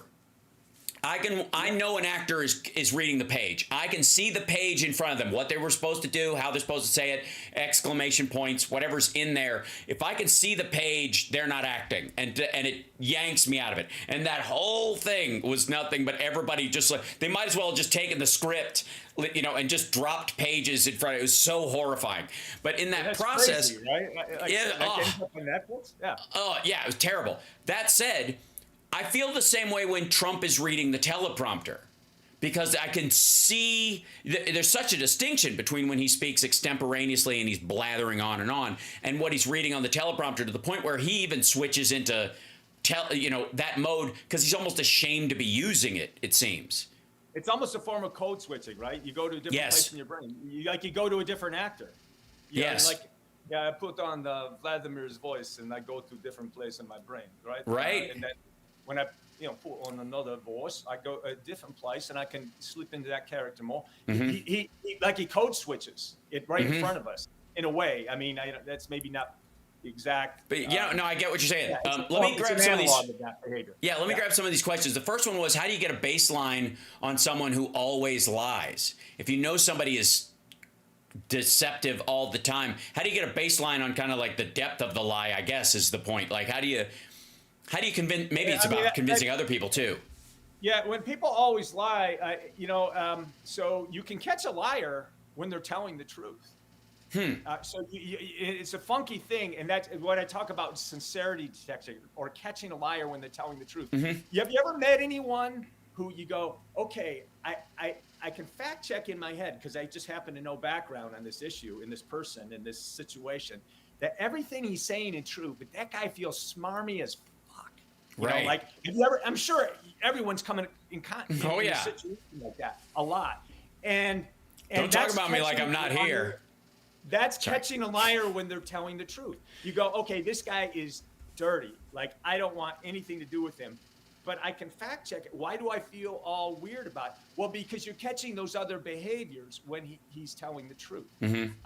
So in that, I would caution someone, and we get that feeling with Trump or with a lot of people, right?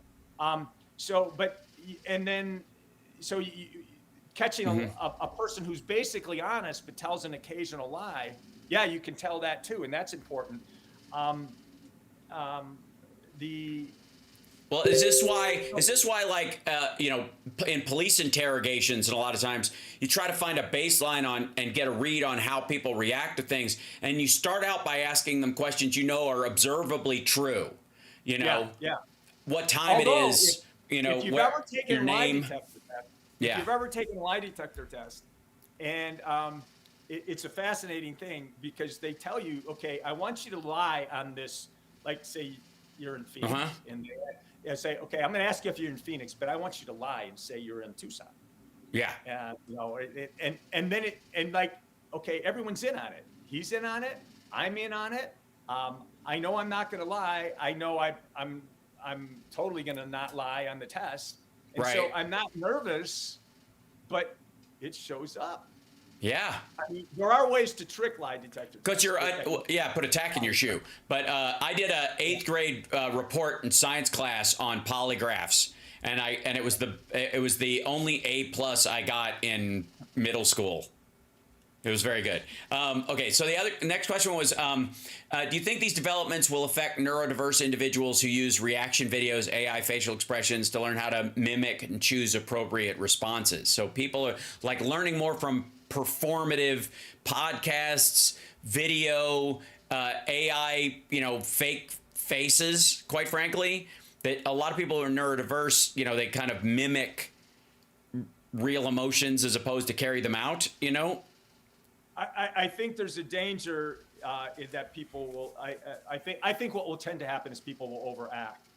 Because most people are shitty actors when they use whether it's AI that they're using or whether they're using a pundit like we're talking about who tends to overact in real life.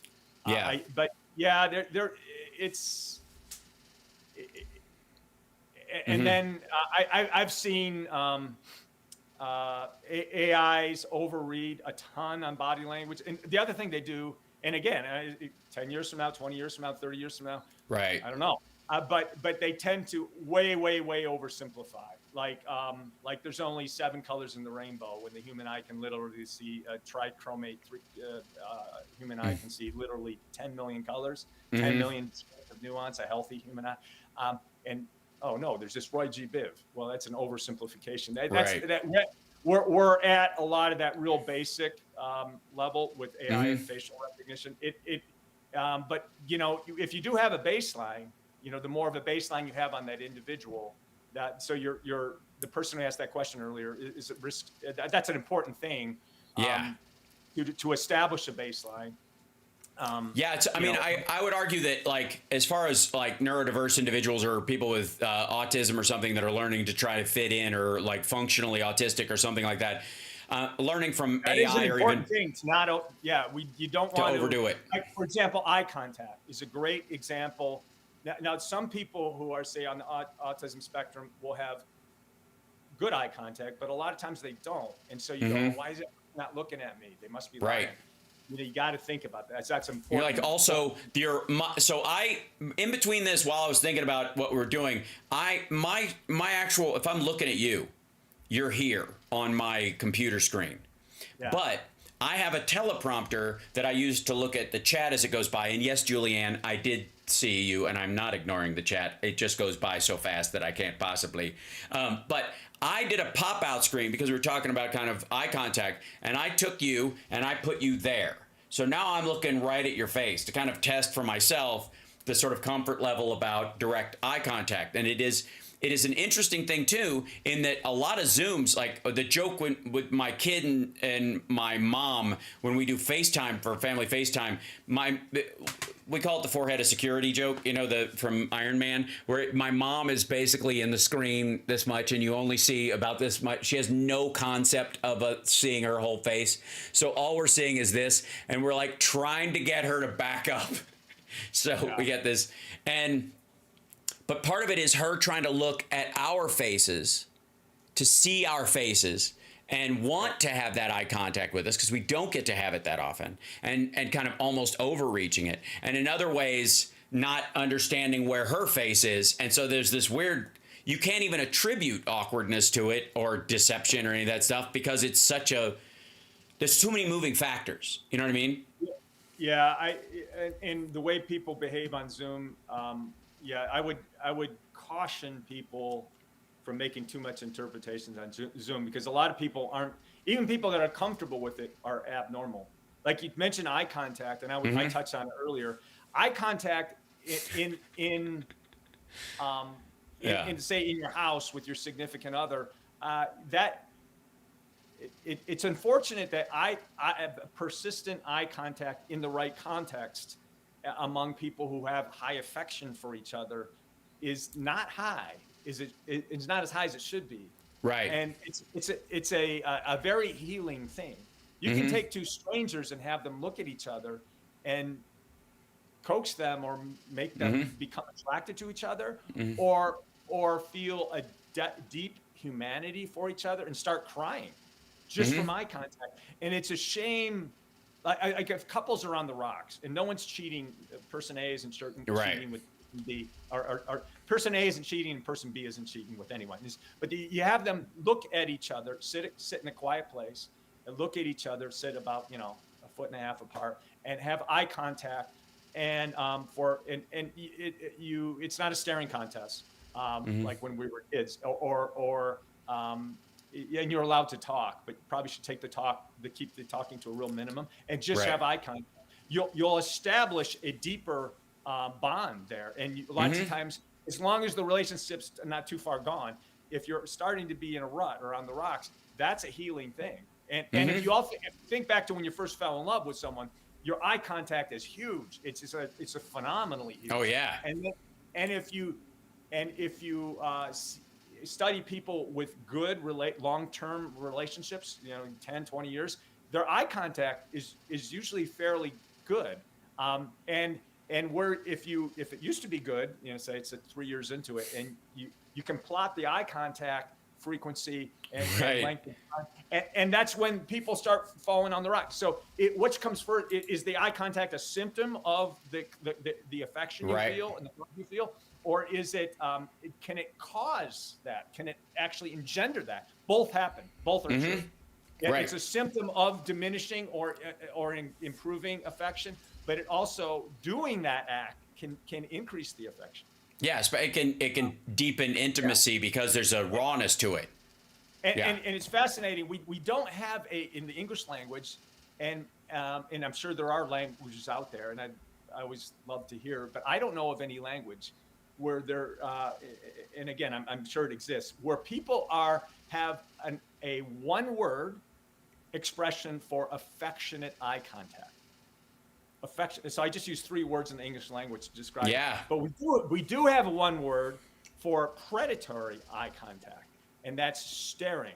Right. And so it's fascinating. It's like snow. We have leer. We have, like leer's another one. Like if you're leering at someone. Yeah. And so if we had a one word for affection eye contact, the way the human mind works, we would probably adopt that more into not only our lexicon but our behavior. So it's fascinating. They'd probably call it gaze, and then the gays would take it. And then to make everything gay.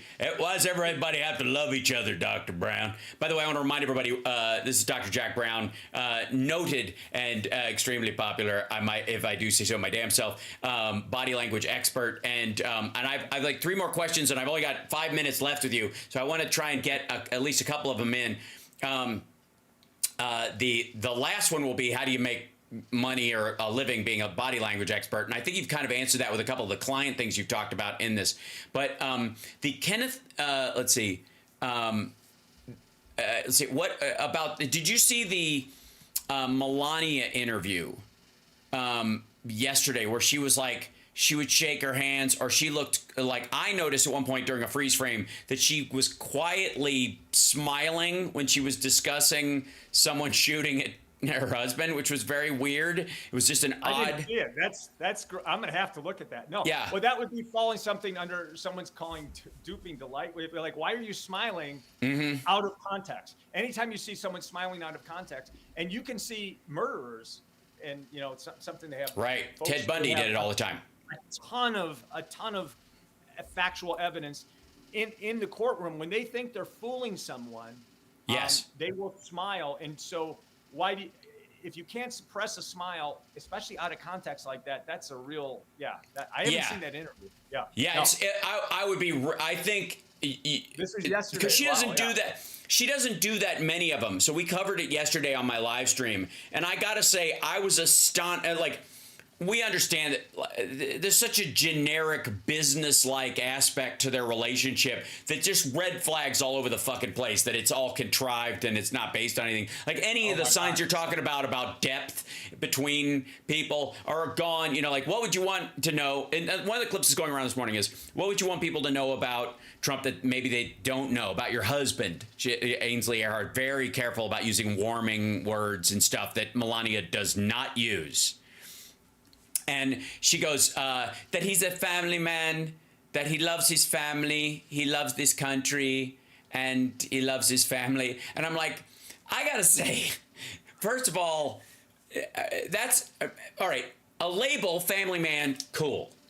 But then you would, on Earth One, you would follow that up with examples. He's a family man. We get together at Christmas, and he cuts the turkey. The children, he has this thing with him where he wraps the presents with them, or he always loved to read to them from his own book before they would fall asleep. Nothing knocks them out faster than chapter 9 of Art of the Deal, or whatever. You know what I mean? Like, you would follow up, he's a family man, with at least some basic examples.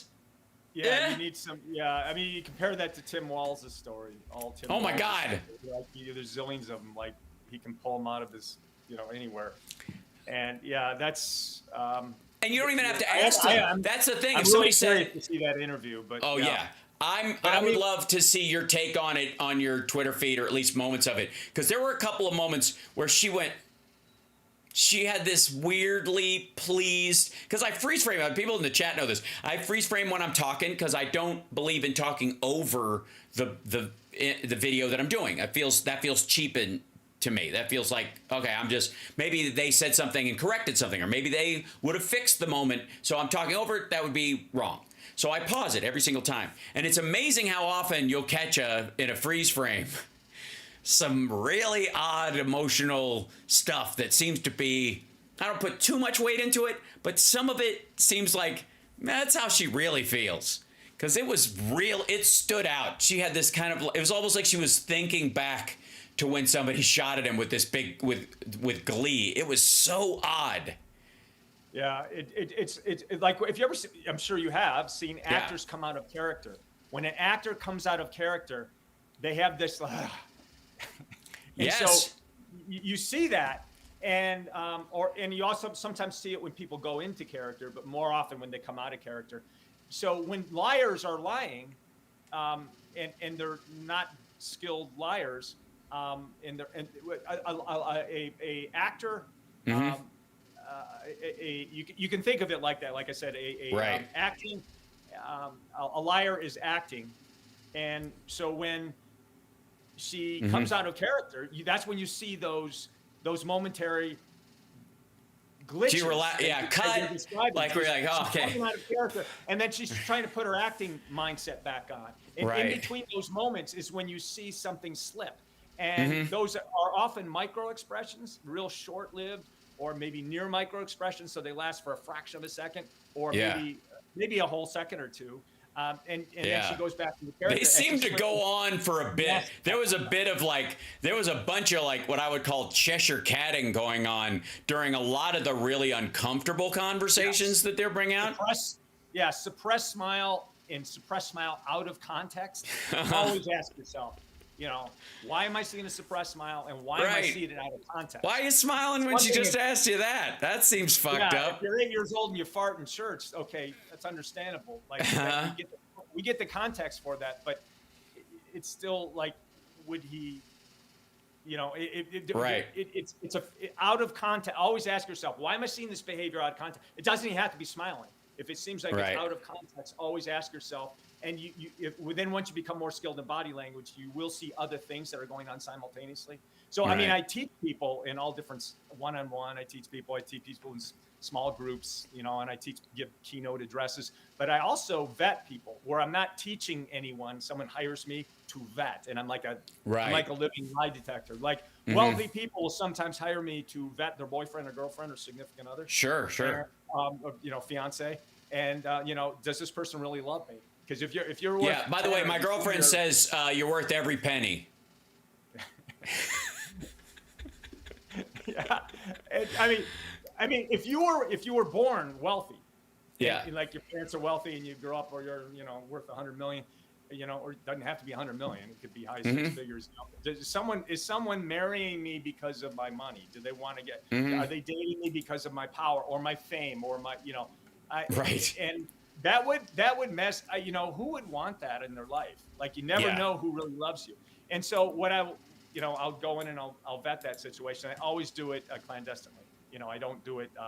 Hi, this is a body language expert. Like, he's going to tell me. So those are some fascinating stories, but also like in jury selection or different things like that, or high level vetting. What's that woman with she did the blood test where was one drop. Oh yeah, Theranos. The Theranos lady. Yes, I remember her. She went to jail. I'm blanking on her name, but yeah, I mean, there's so many tells there, and those people, you know, they had George Shultz, ex-Secretary of State. They have so many resources available to them. There was resources to be able to vet this person on paper. They didn't vet her on paper enough, but they certainly didn't vet her behavior. Right. And yet billions were lost in that deal. Yes. Billions. Yeah. And so, like, if you're going to invest money or just hire someone for $500,000, okay, he looks good on paper, but vet this person. So, you know, I would not be vet people all day long in our lives. You know, right? Should I hire this person as a babysitter? Should I? You vet people at a four-way cross, you know, intersection. Yeah. Right. That's what you're doing. Is this person going to run into me? No. Okay. Yeah. I'll hang out. Yeah. I'm judging by your face and your car and your phone in your hand and all that kind of stuff. I'll wait. Go ahead. You know. Right. Well, I want to remind everybody, bodylanguageeq.com is the website. Doc Jack Brown. Is it Dr. G Jack Brown on Twitter? Is that your? Yeah, the GT's in there. But if you just say Dr. Jack Brown Body Language, I'll come up.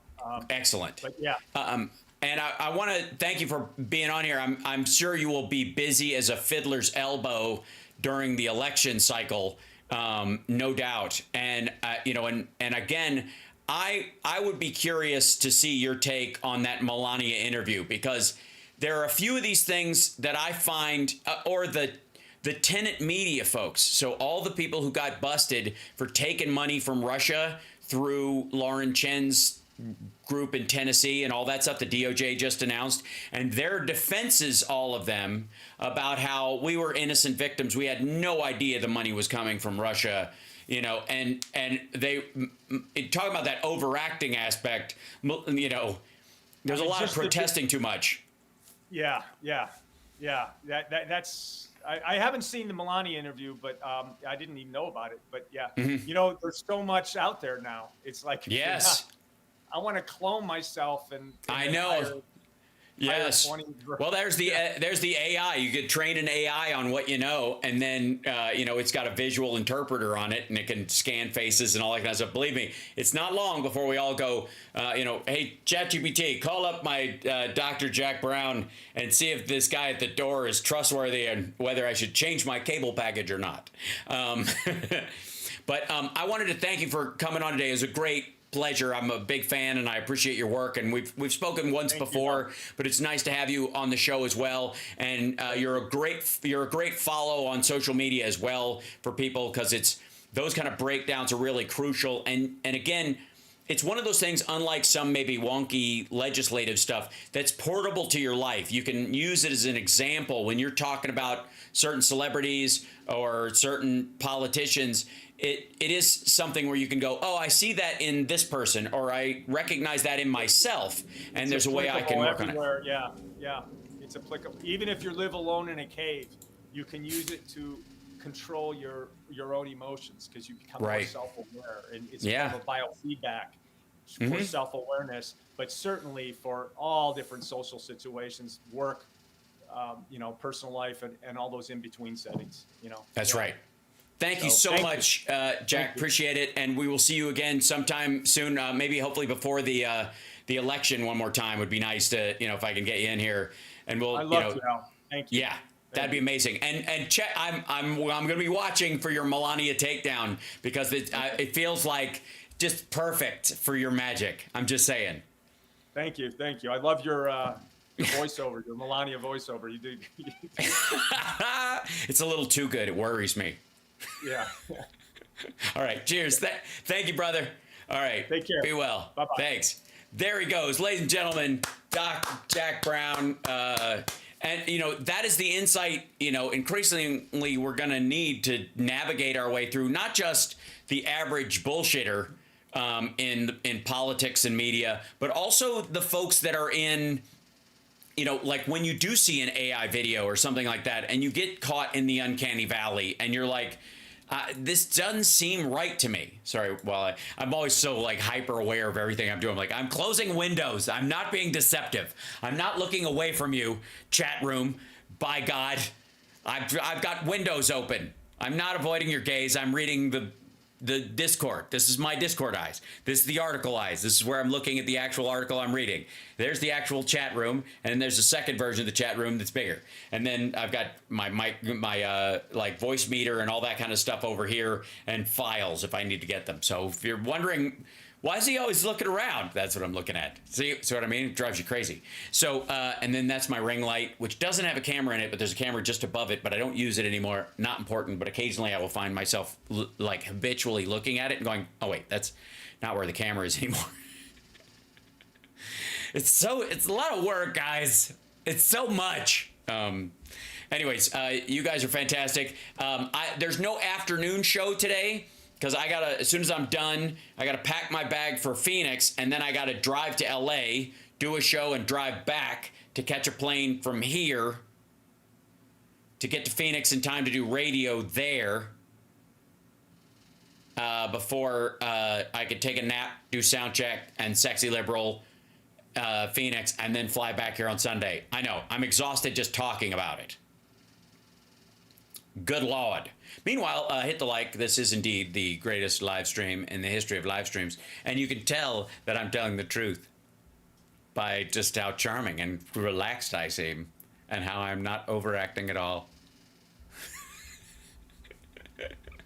Yeah. So, much love, and hold on, I'm way behind in the chat up here. That's the other thing, is I have to keep resetting it. Thank you, and I'll talk to you guys later. Okay, I really do have to go do the thing. It's not that I'm worried about the timing of the show. It's just that I gotta leave before the kidney shows up, and